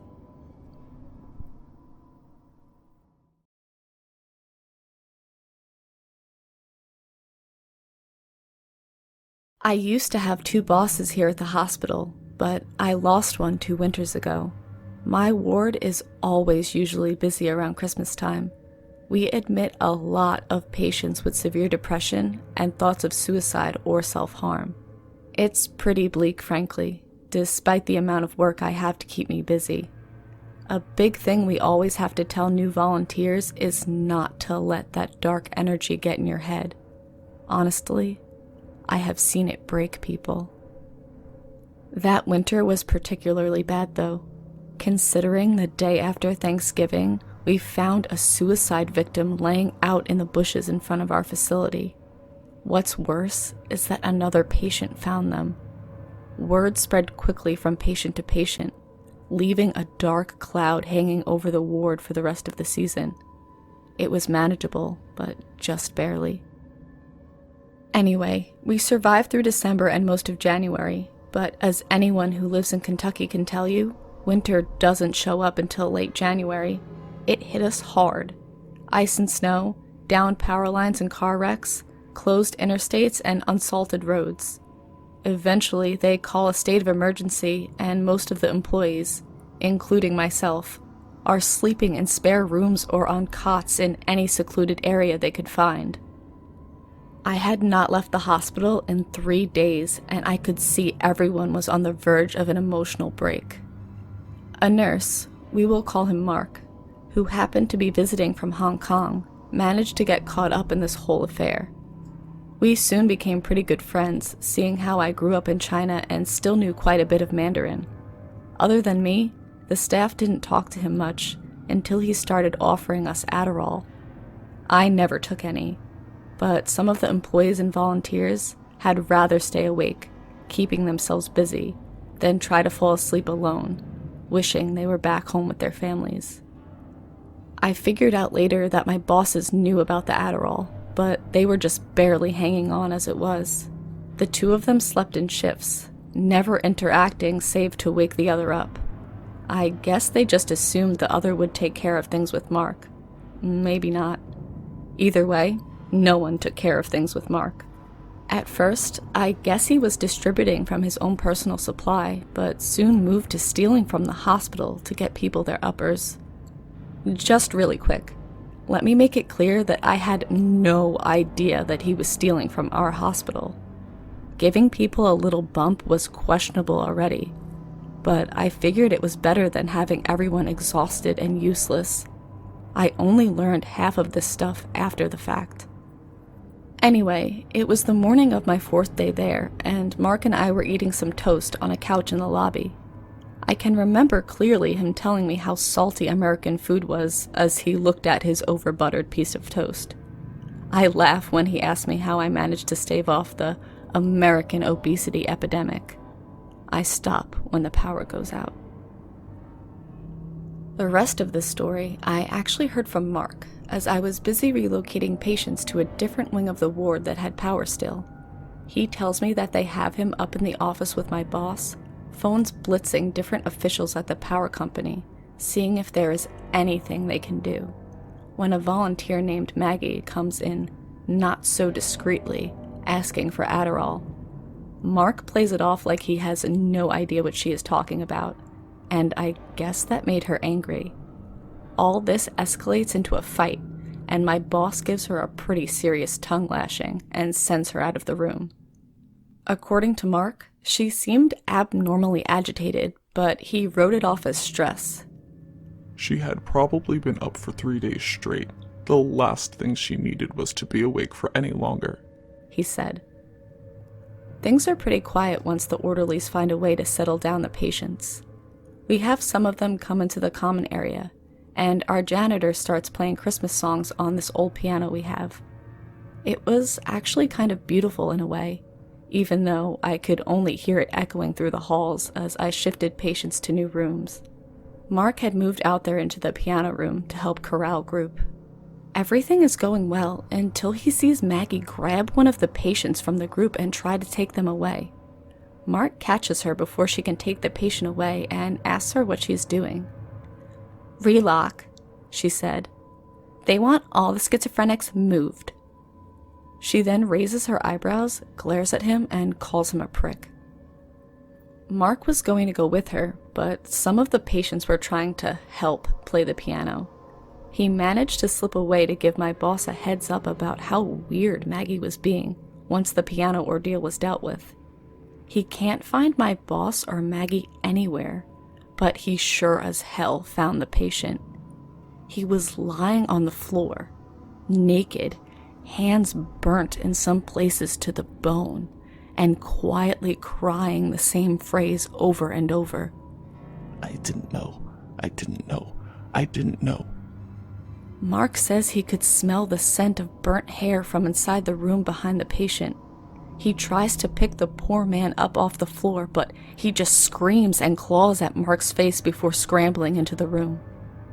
Mark steps inside the room. Mark can see the patient's bed is occupied. Mark can see our boss tied to the bedpost with purple shoelaces. Her arms are scarred up with burns in the shape of what looks like constellations, a series of dots connected with thin lines. Mark scrambles to her side and notices her head has been shaved as well.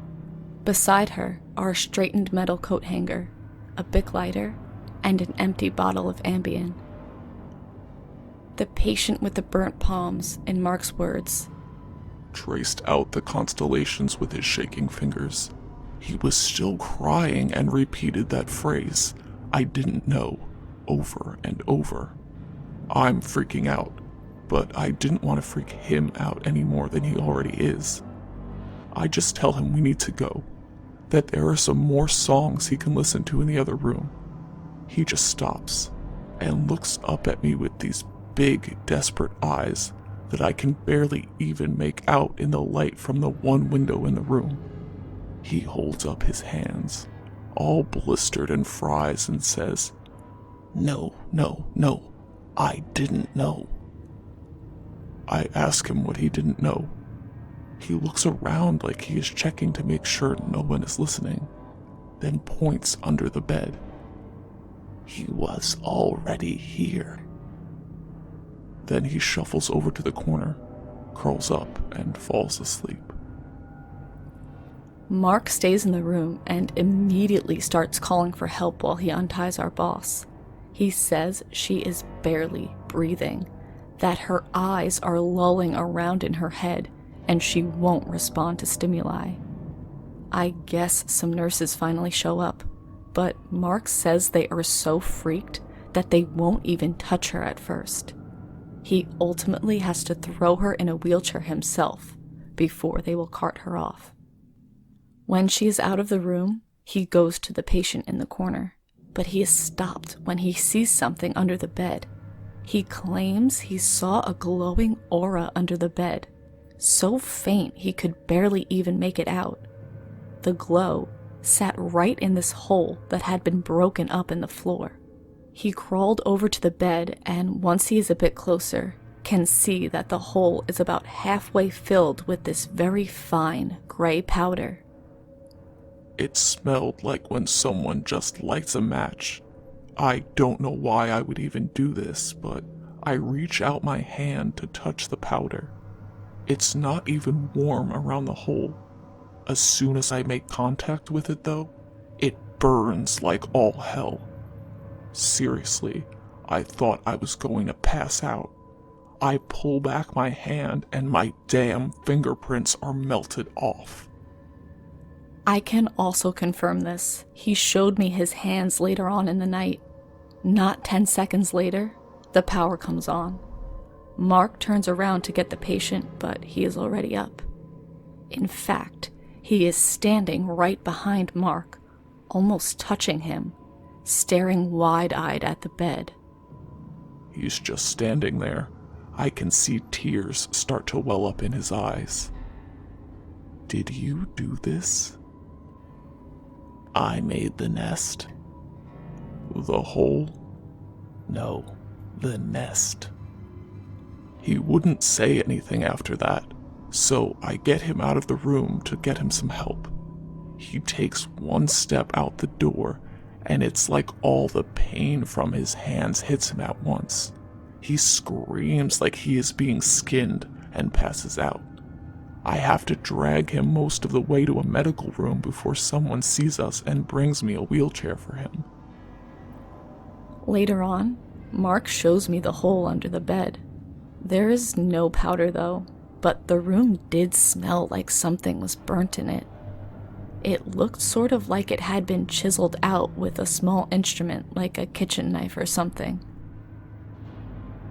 There is a huge investigation the next couple of days, as there is no sign of Maggie except for my boss's office that she trashed. The only thing the police think she took was the bottle of sleeping meds. Other than that, they find no evidence of Maggie even being there. That boss was gone for almost 2 months after that, and when she does come back, it's as a patient. She comes in with a walker, still completely bald, and with burns that look like they were made moments before she arrived. I remember seeing the scarred system of dots and dashes forming peculiar shapes. I recognize one of the shapes as Capricorn, and another as Orion. I take care of her now. She is in room 202, on the same floor as the room with the hole. I tried to get that changed, thinking it might be traumatic for her or something, but it seems like she likes it. A woman who used to run this place now can't even articulate a coherent sentence. Except one. I'll walk her around the floor during the day because she can't get much more exercise than that in her state. When she passes the room with the hole, she stares at it like it's an old friend, then looks to me with a smile. Has it hatched?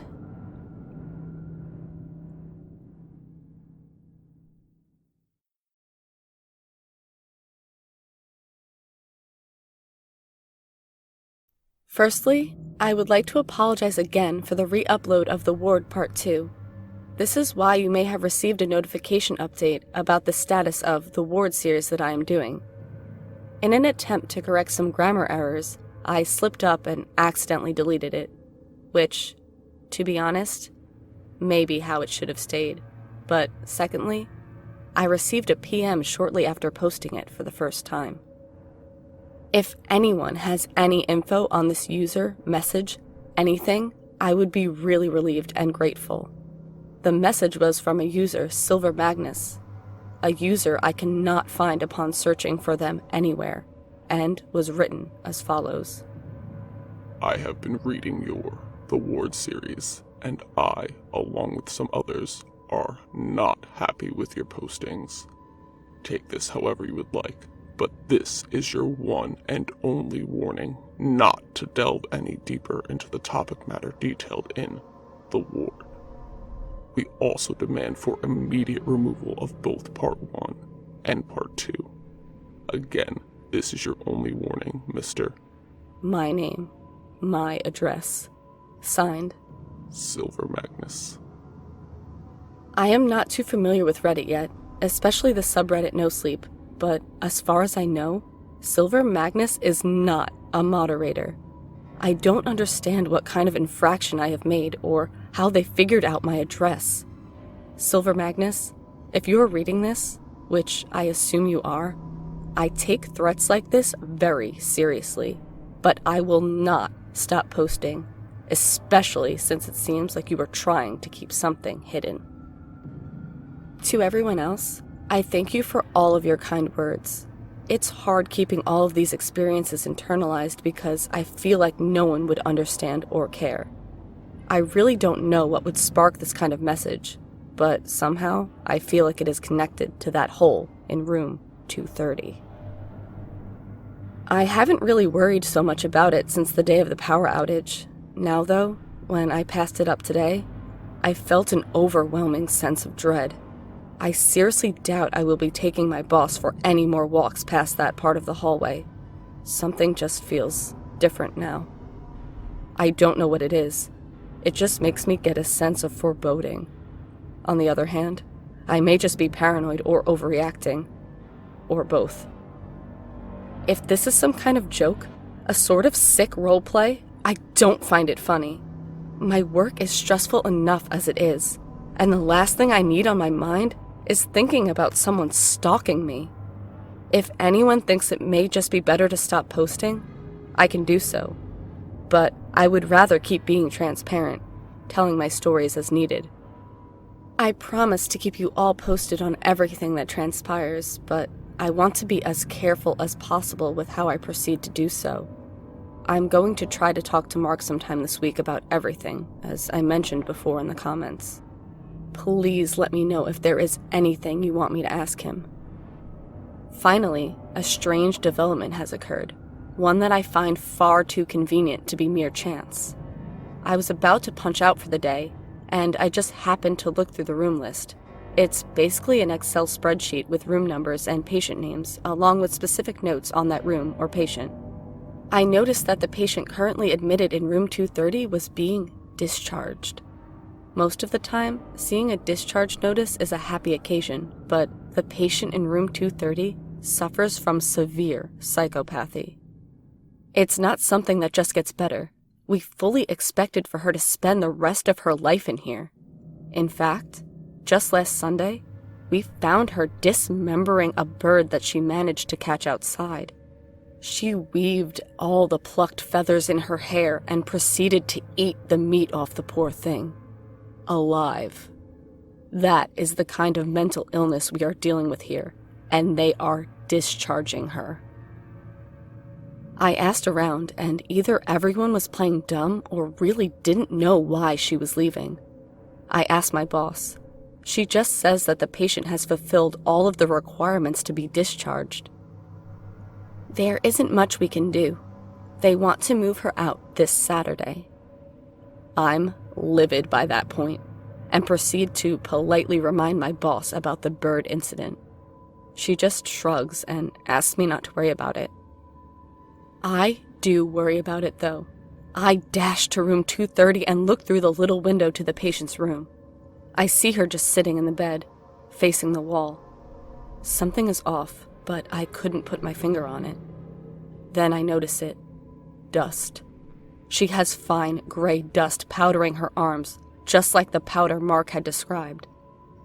I head into her room and ask her how she did that to herself. She does nothing, just blankly stares at the wall some more. I crane my neck to look under the bed. The hole was back, and it was full of gray chalky powder. When I look back up, the patient is smiling from ear to ear at me. We had filled that hole with concrete after the first incident, but it was back now. I tell the janitor, and he says he will get on it. Besides him, though, I don't say another word about it to anyone. Something is going on here, and I'm going to get to the bottom of it.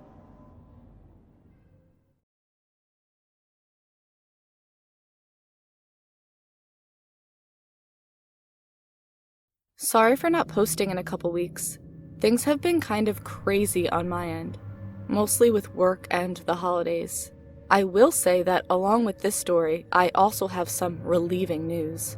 So far, any and all threatening PMs have ceased. Perhaps it was just some sort of joke, but I do really appreciate everyone's words of kindness and concern on my behalf. Anyway, in light of the holiday season, I have a Christmas story for you all. As I have stated before, the holidays can be a bit bleak at the hospital, but our yearly gift exchange is always the highlight of my winter. Usually we stress participants to make something in one of our art classes, but gag gifts are welcome as well, within reason. Because a lot of our participants don't receive visitors, these gifts may be the only thing they receive that year. It is honestly really heartwarming to see the tender care put into those gifts, even the silly ones. There are times when presents get out of hand though. One year in particular, we had to reject a couple of gifts, much to the displeasure of the giver. You see, all of the presents have to be approved by an employee or volunteer to avoid any awkward or dangerous situations. Though it is uncommon for us to turn stuff away, one gift, in particular, sticks out in my mind. I was going through the list of gift reviews for that day, making pretty good time and enjoying seeing the little crafts or letters. I can remember being almost finished with my list when I popped my head into Eddie's room. Eddie is one of our more dependent patients, as he suffers from autism, Tourette's, and a few other minor disorders that make him a bit unpredictable at times. Eddie is nonverbal, and when I enter the room, he signs, Hello. I sign back, Hello, Eddie. Make Christmas present? Yes, I make a Christmas present. I see present? No. No? He puts his hands over his pillow that is laying on the bed beside him, looking guiltily away from me. Present in pillow? I sign with a smile, but he doesn't answer. Everything okay, Eddie? Present is for who? Emily. Emily last name? Not no. I run over all the Emilys that I can think of that either work or are admitted into our ward, but none of them seem to be the one he is thinking of. This happens a lot with Eddie. He gets confused and flustered kind of easily, but with a bit of patience and prodding, he can usually wind up articulating what he needs to. He is really a thoughtful guy, to be honest. Sometimes I feel like I'm one of the only people that give him the time of day. I figure that I will give him a little space to think, and circle back to him after I finish up the rest of my list. I come back, okay? Can I know what present is? You show me later? He thinks for a while. Necklace. Necklace! Very thoughtful, Eddie. See you soon. I finish my list without any issue, and start helping a volunteer with some paperwork before heading back to Eddie's room. I'm not surprised when I don't find him there, as most of the patients would be eating dinner around that time. I take the opportunity to do some cursory snooping to find his present, and it's not long before I find an empty trash bag stuffed inside his pillowcase. Through the black plastic bag, I can see some thick colored material that had been knotted up. I loosen up the drawstring at the top of the bag and peer into the open mouth. Inside, coiled and skillfully tied, is a noose made from a long orange extension cord. It's old and worn to the wire in some places, like the cables found in the maintenance closets in the dungeon. The noose has been wound up and tied off with ribbons and a bow, and attached to the bow is a small folded piece of college-ruled paper. I nervously fish the loop out of the bag and retrieve the note. I can see black ink bleeding through the cheap stationery. Even stranger than the noose was that letter. For all we knew, Eddie couldn't write anything more than a clumsy assortment of glyphs that vaguely resembled his name. I unfolded the note, looking at the carefully scrawled message. I barely have time to read or comprehend the contents of the letter when I hear the door open behind me. It's Eddie. He looks confused and a little hurt. I fumble to get the noose back into the bag to free up my hands to sign, but he beats me to the first word. Why you open? He asks. I need open. Hospital rules. You know that. He frowns. It's surprise. I point to the bag and he nods. I managed to muster up a stern face. Who gave this to you? No one. No lies. Need to know. This is no good, Eddie. Who? No one. Who made? Nurse? Patient? Patient. Did Emily make it? No. Present for Emily. Who make? His eyes are darting between me and the bag, and I can see his fingers flitting uncomfortably. I make. I'm stunned. My fingers feel like they are going to tie themselves in a knot as I try to pick what to say next. The only thing I can manage to get out is, "You make?" He nods. "And you write the note?" Yes. Emily taught me. Who's Emily, Eddie? Girl. Patient? Nurse? He signs no twice. Family? No again. By then, I am stumped, and I definitely don't believe that he did all of this on his own. Eddie wasn't one to lie, though. In fact, until that day, I couldn't have told you a single lie to come out of his hands. He asked me then if I planned on taking the present away. I tell him that I did, but that doesn't seem like the answer he had been looking for. He gives me this sincerely confused grimace. I tell him that his present is dangerous, and that someone might get hurt with it. He gestures a ring around his neck with his pointer finger, and I nod. I can see the cogs turning in his brain and his eyes darting around the room. After a long silence, he looks up at me and furrows his brow across his bright green eyes. Did Emily hurt Emily with necklace? I ask him to repeat his sentence, having fallen even deeper into the depths of my confusion. He repeats, but I'm still baffled. Who is Emily, Eddie? What's she look like? I not know. I ask him what her face looks like, her eye color, her hair, anything to help me figure out who the hell he is talking about. Still, he says he doesn't have a clue, and I'll never, for as long as I live, forget what he signs next. Never see face. Emily face always behind back when Emily in room. I snatch up the bag and tell one of our volunteers to bring me some charms and string from the craft closet. That night, after retrieving the note and disposing of the old extension cord, Eddie and I made a new necklace for Emily from the supplies I had gathered. It turned out really pretty, actually. I even brought him a small jewelry box to put it in. We set the box on his windowsill, and I slid the letter he had written underneath the tiny parcel. In the morning, the package was nowhere to be found, but the note was still there, right where he had left it. The note read, Emily, sorry your necklace broke. I made you a new one.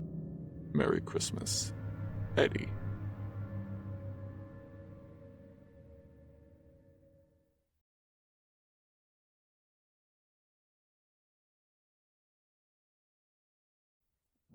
Mother Mary of Endless Patients, our sister ward, closed down 2 months ago, and most of the patients there have been relocated to where I work. Needless to say, things are packed, tightly. Like maximum capacity tight. Like check the fire code regulation tight. Like the city of Louisville will require a safety audit on the entire facility and staff body tight. We are still in the process of locating some patients to the right rooms, as many of them are required to have a roommate now.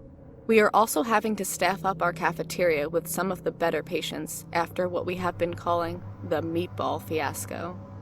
All that being said, I have some new stories. I want to advise a bit of caution on this particular set, though. This first story is actually one I heard from my coworker Dana. She had come in on a Saturday shift to help the first batch of new patients from Endless Patients.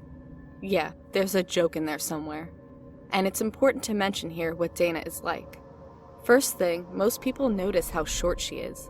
She's 4'10", maybe smaller by an inch or so. The second thing is how drop-dead, slap-your-mother, gorgeous she is. Long red hair, buxom, graceful as a damn Olympic figure skater. Skin like buttermilk. She's hot, okay? It's disgusting how beautiful she is. And just to nail this down, once we had a man admitted on cases of self-harm just so he would get to be at the same hospital with her. Turns out he was really a nut. So the hospital was a great fit for him, but we made sure to put him in the farthest wing from Dana as we could. The last thing about Dana is that she is sweeter than antifreeze, and just as dangerous too. Dana loves every living thing she has ever seen, but her margin for dealing with fuckery or threats is essentially non-existent. Okay, so Dana is shepherding in all of the new patients, making small talk and other niceties, when she starts to notice none of the patients were wearing shoes. Well, they had shoes, but they were all piled up in the van without their laces. Then he comes out, a man we would soon be calling Sneakers. And, as Dana would put it, he looked nuttier than a cashew. He had these thick, bug-eye glasses with tortoiseshell frames. In his hands he had nearly 20 pairs of clinical white shoelaces. Dana laughs it off and asks for the laces, which he happily gives back, only to produce another handful from his bulging pockets. He runs the strings through his fingers in this really thoughtful way, like he is concentrating on some feat of mental dexterity. Every once in a while he smiles and nods at his work, only to continue arranging the intricate web of laces into a form more suitable to his taste. Sneakers spent a lot of time on a sailboat after he got out of the Navy. According to his family, he sailed all the way across the Pacific by himself. Though, after that trip, he was never really the same. His brother said that maybe the sun fried his brain or something. No one is really quite sure, but we all think he developed this fixation from having to deal with rigging all day. People do that kind of thing. When they start to slip, they turn to something they know they can control. This coping mechanism is fine, and in fact, studies have found that these obsessions can be some of the strongest bonds to recovery of a patient.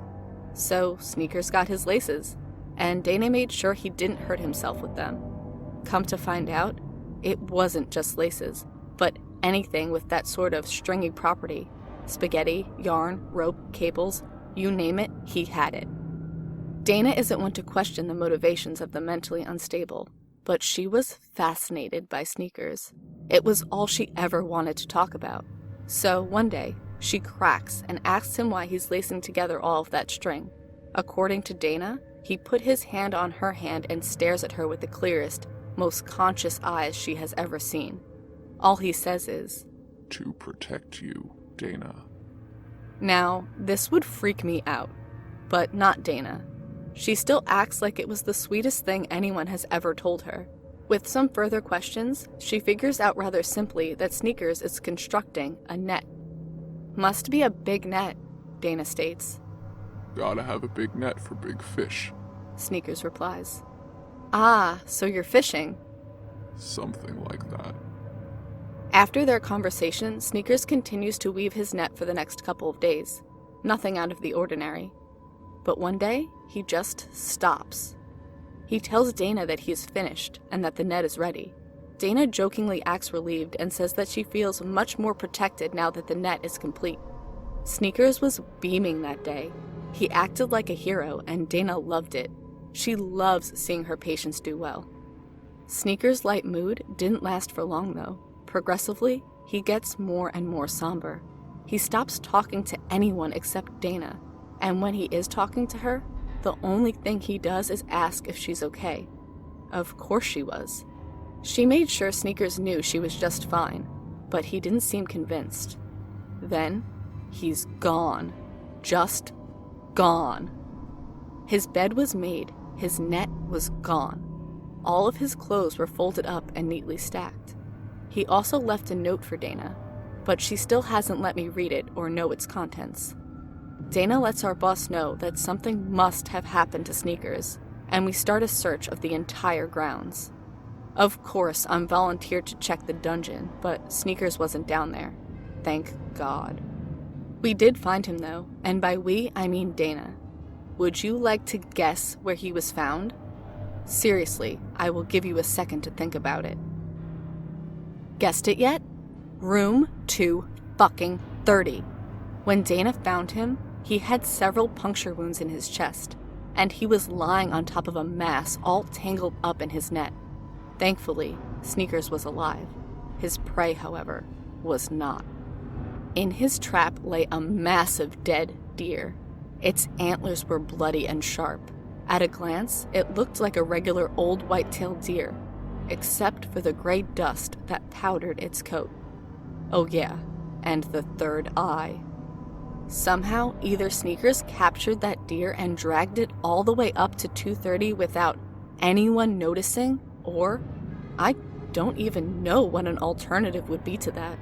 I mean, damn. The three eyes isn't even all of it either.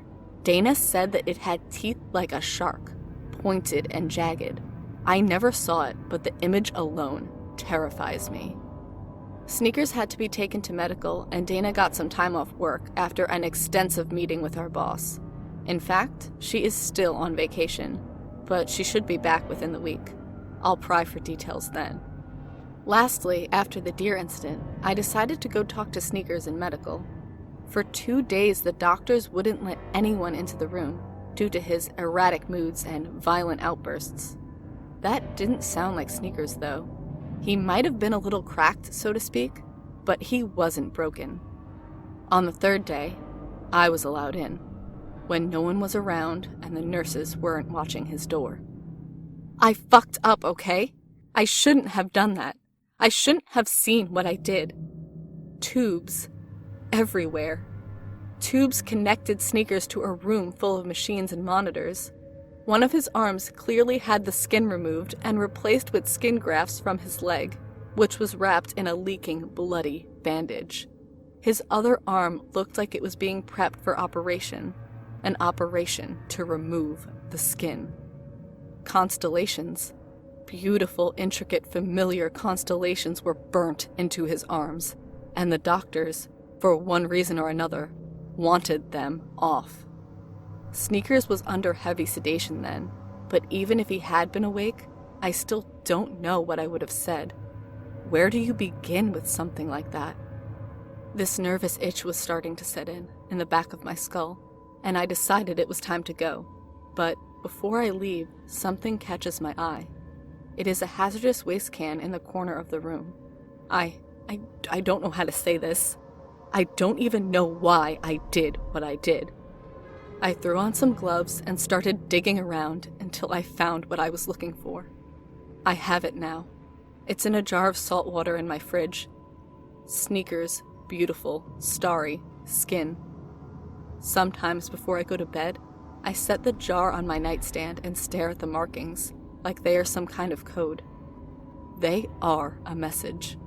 I just want to know what is being said.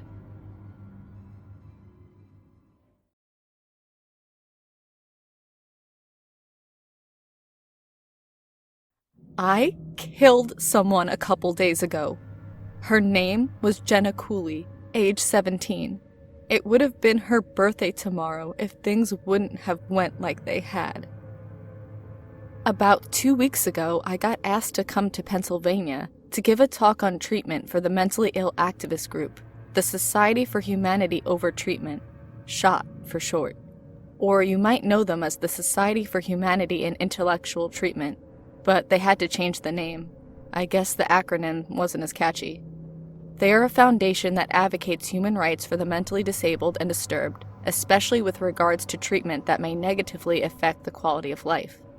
Ever wonder why we don't do lobotomies when you have a headache? Or why we don't electrocute the demons out of your crazy uncle for his drinking problems?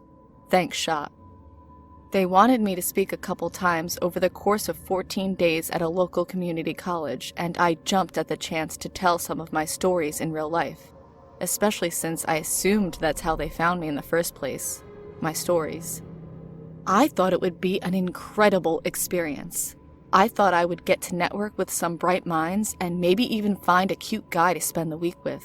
Well, all of those things are true, but was it worth it?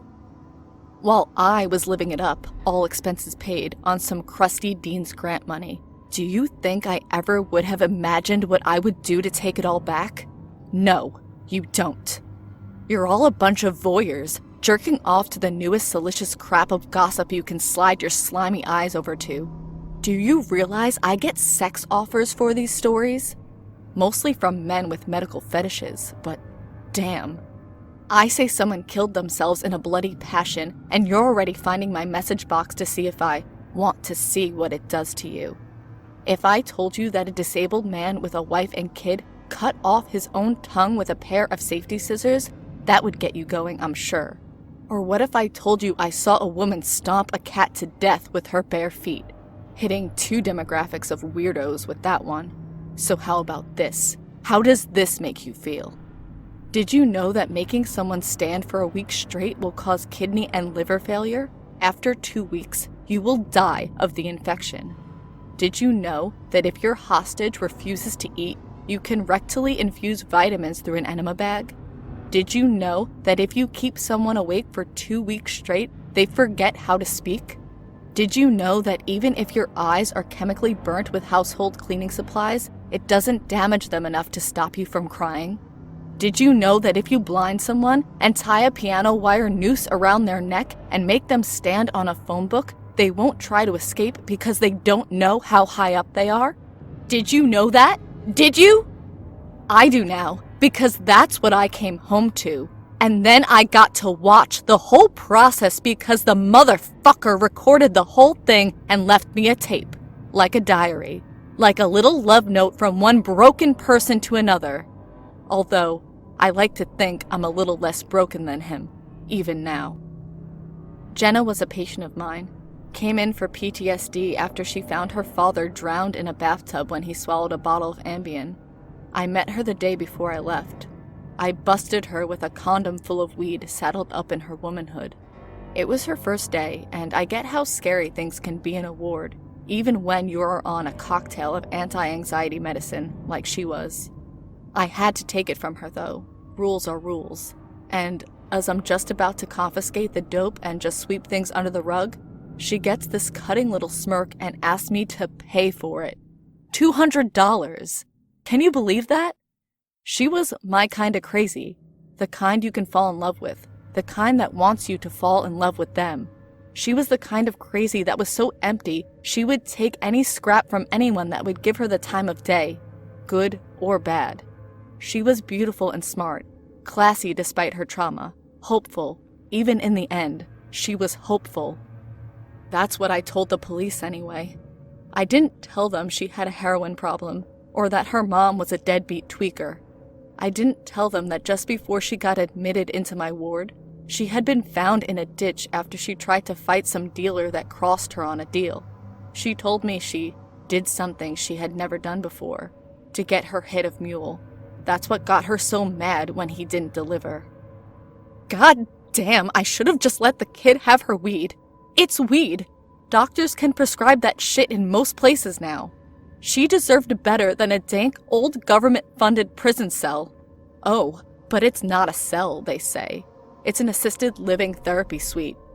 The last time I saw her, Jenna was popping a paper cup full of medication to help with the quickly approaching withdrawal symptoms. And then that monster did that to her! But I get it now. I pissed off the wrong person. I thought the threats were empty trollings of a 13-year-old brat with an iPad. I was wrong.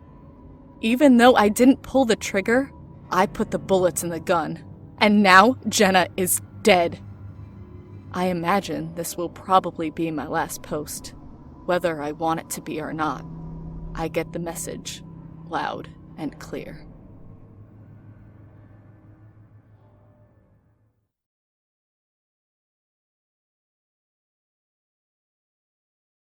Everything that I have posted here or elsewhere is a story.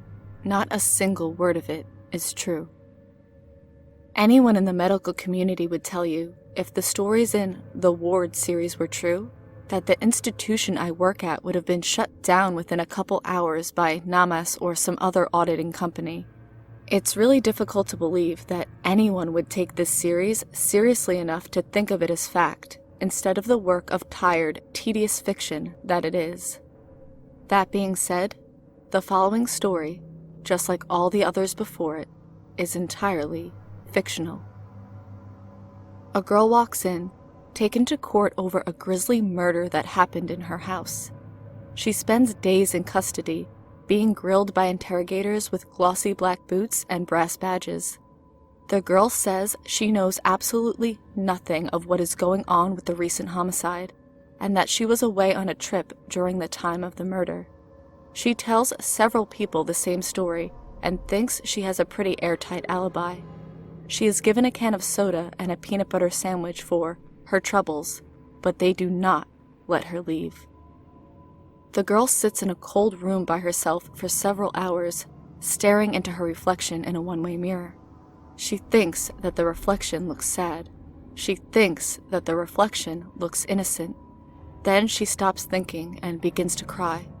In fact, she is so deeply immersed in her own crying that she doesn't notice another entity enter the room. The other woman is a police officer. The other woman calls herself Cheryl. Cheryl offers the girl a box of tissues and opens up a slim manila folder on the stainless steel table between the two of them. Cheryl runs her fingers through her tightly curled hair and asks if the girl knows a woman named Dana.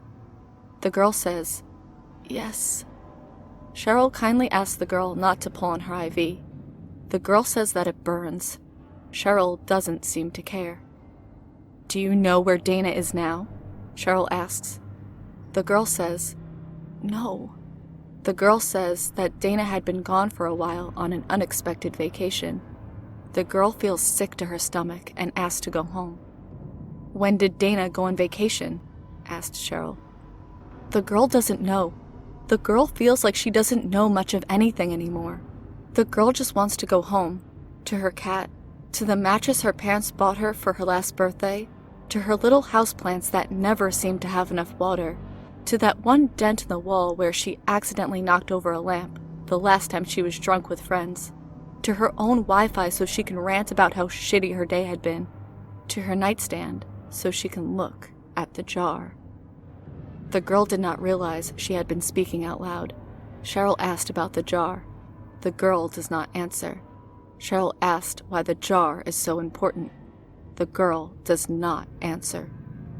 Cheryl snaps her fingers and a young man enters the room with a large glass jar in his hands. He sets it on the table. The contents slosh inside the transparent container. Cheryl informs the girl that they found the jar at the same location as the murder. Cheryl says words like, "doesn't look good," and "red flags." But the girl is having a hard time concentrating. The room is starting to spin. The girl feels like she might throw up, like she might pass out. The girl hears Cheryl say, "She's had way too much." The girl can't even hold her head up, and her head slams on the table. She does, however, have enough will to keep her eyes open, to stare. She stares at the jar. She stares at the contents of the jar. She stares at the markings burnt into the contents of the jar. She cries. "Does this mean anything to you?" asked Cheryl. The girl nods, and the girl continues to cry softly. "Where did you get this? Your hospital?" Again, she nods. Cheryl is quiet for several minutes. She leaves the room more than once, coming back with a half-empty bottle of water clasped in her hands. There are moments when Cheryl opens her mouth, as if to speak. Her lips part, tongue brushing the roof of her palate, throat constricting, but no words exit her mouth. The man who brought in the jar looks annoyed by this. He helps the girl lift her head. "Do you want the jar back?" He whispers. The girl nods and feels warm fingers snake their way across her back, then stop on her breast. "I can give it back to you." He smiles, locking the door. And the girl gets her jar back. She feels everything was worth it just to have it back in her arms. The man unlocks the door. Cheryl comes in, screaming. "What the fuck did you do? What the fuck did you do?" "I got what I wanted." He replies flatly. "She doesn't know anything. Just put it down as a fake. Some movie prop she picked up at a roadshow or something." No one is going to believe that this is a coincidence. Coincidences happen all the time. That's why they are called coincidences. Fuck you, Magus. He laughs. Already taken care of. He exits. Cheryl is speechless again. Cheryl lets the girl leave with her jar. A taxi takes the girl home, and the girl immediately descends into her basement. She places the jar on the floor, unscrews the lid, pulls out the hand, and begins to kiss it. She wants so bad to understand. The girl falls asleep on the concrete foundation below her house, the hand clutched against her sweating chest. She dreams about an ocean, about stars, about something moving across a green sky above. She hears a song ringing across the cosmos, and it scrawls itself across the eons of pitch-painted expanses. She dreams about sand and dunes of silver dust. She sees 4 explorers delving into a pit with torches and davy lamps. They stumble down thousands of steps, barely managing to stave off the consuming darkness with their meager means of illumination. They march, march, march until their lamps flicker and die, and then they march some more. Their hands grope against carefully carved stones to guide their way. They speak to each other with increasing anxiety until they find it. It's beautiful. It's so unspeakably beautiful. And it knows the song of eons. It knows the symphony written in the stars. When I wake up, I retrieve my father's wood-burning tools. I sit down at my laptop and tell the story of a girl and a jar. Then, I send it off into the depths of the internet with little concern of who does or does not read it, because I understand now. I have heard the song, but I fear forgetting it more than any other terror this world has conjured. I am part of the song, and the song will soon be a part of me. This, of course, is all just a story, though.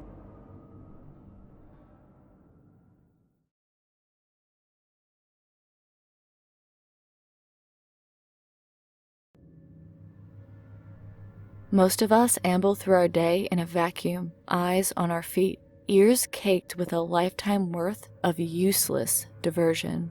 We are, as it were, husks of ourselves. We are masks of our own mask. We eat, we breathe, we fuck, then subsequently, we create another generation deliberated to do the same. I don't blame anyone. I don't think any less of those who find it easier to manufacture the same reality that their forefathers did, but I am not that person. Not anymore.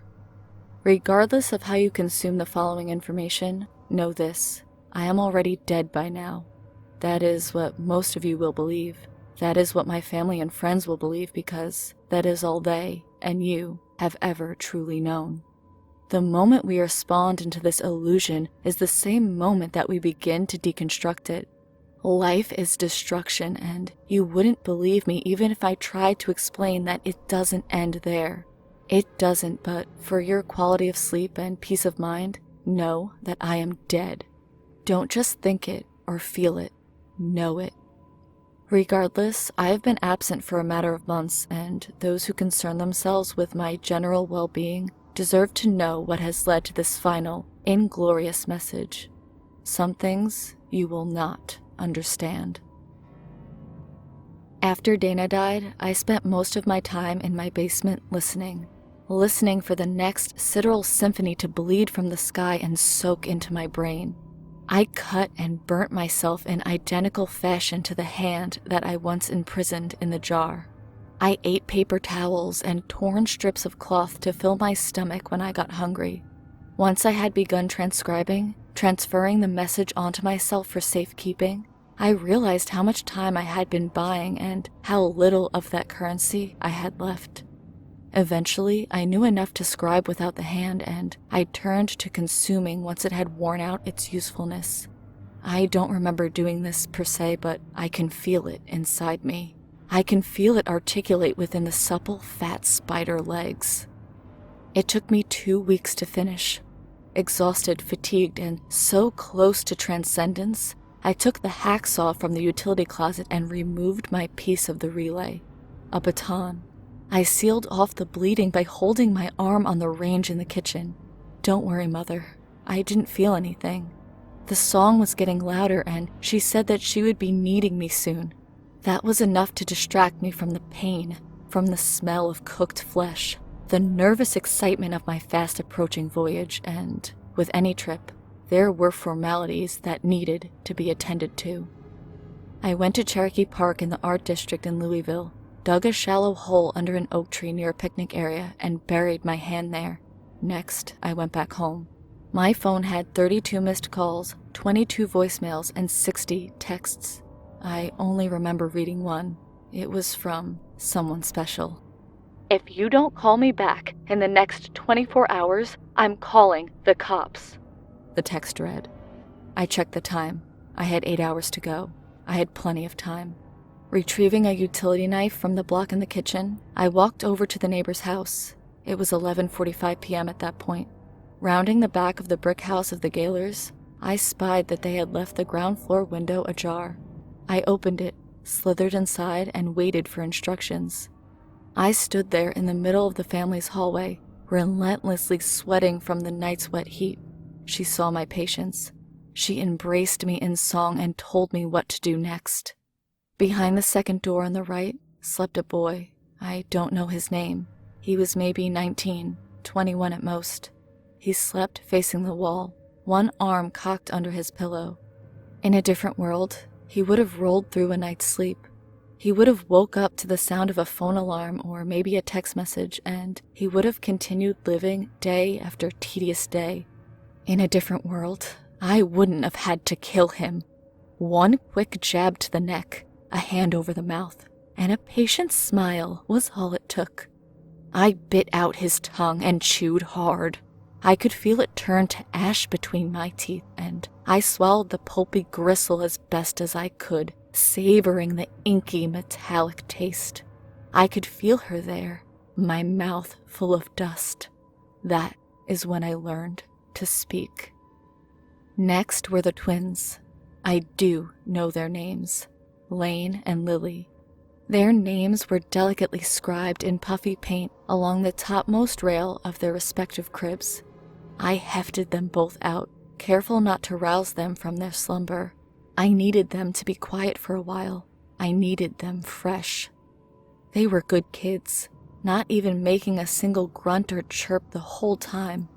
I was exiting through the window when the boy, Lane, slipped from my arms. He fell and landed on his head, and he still resolved not to make a sound. He fidgeted a lot less after that, but he was still alive. I checked. I walked 4 miles with those babies in my arms, heading to where it all began. I felt so stupid.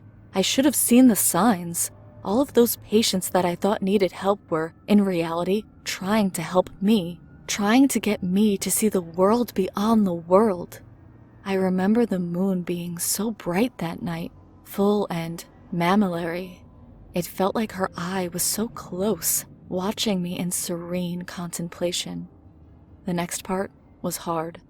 Getting into the asylum was a feat I knew was beyond me, but she had paved a way. There was a break in the fence on the north face of the property, and I managed to belly crawl my way through, pushing the agitated babies in front of me as I went.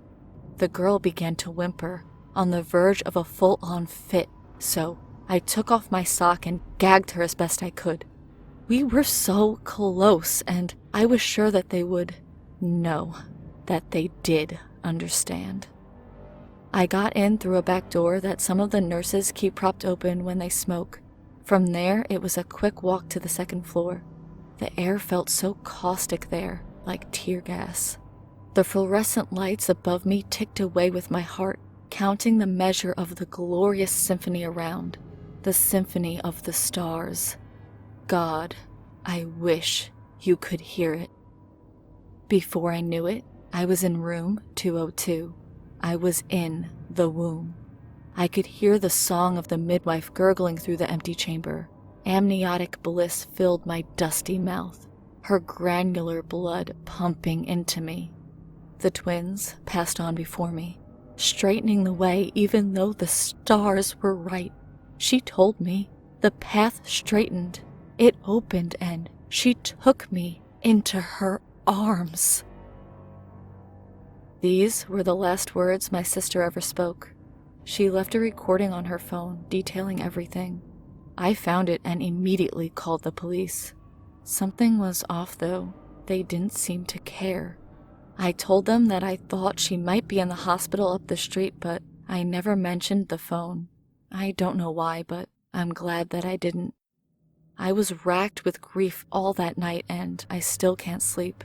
Stranger yet, the message was timestamped at 11 p.m. on the dot of that night, almost a full hour before, well, before it all started, I guess. 2 days later, I went to the police station to see if they had any clue what was going on. You know what they told me? Nothing. Not that they hadn't found anything. They told me that they had no record of anything at all. Not my call, not the cursory investigation, nothing. I was escorted out and I rushed to her house. It was spotless and empty as a tomb. Nothing. The message was the only thing to go on, so I went to the park she had mentioned and I found the tree. There, I found no jar, no hand. I found a fresh hole in the earth, full of dust. More nothing. Then, I went to the hospital. I opened the set of double doors into the lobby and asked for her. The clerk said that not only did she not know her, but they have no records of anyone by her name working at that ward. I lost my temper. She said to calm down, but I stormed my way deeper into the asylum, door after door. Not her, not her, not her. I ran up a flight of steps, security behind me. Then, I felt a pain in my gut. The first door on the right, 202. She's in there now, under the name Jordan Ham. After that day, I was asked to never return to the ward, but I can do this. I can do one last thing. I can finish her story, because I can hear it now. I would be willing to bet that some of you can too. Right now.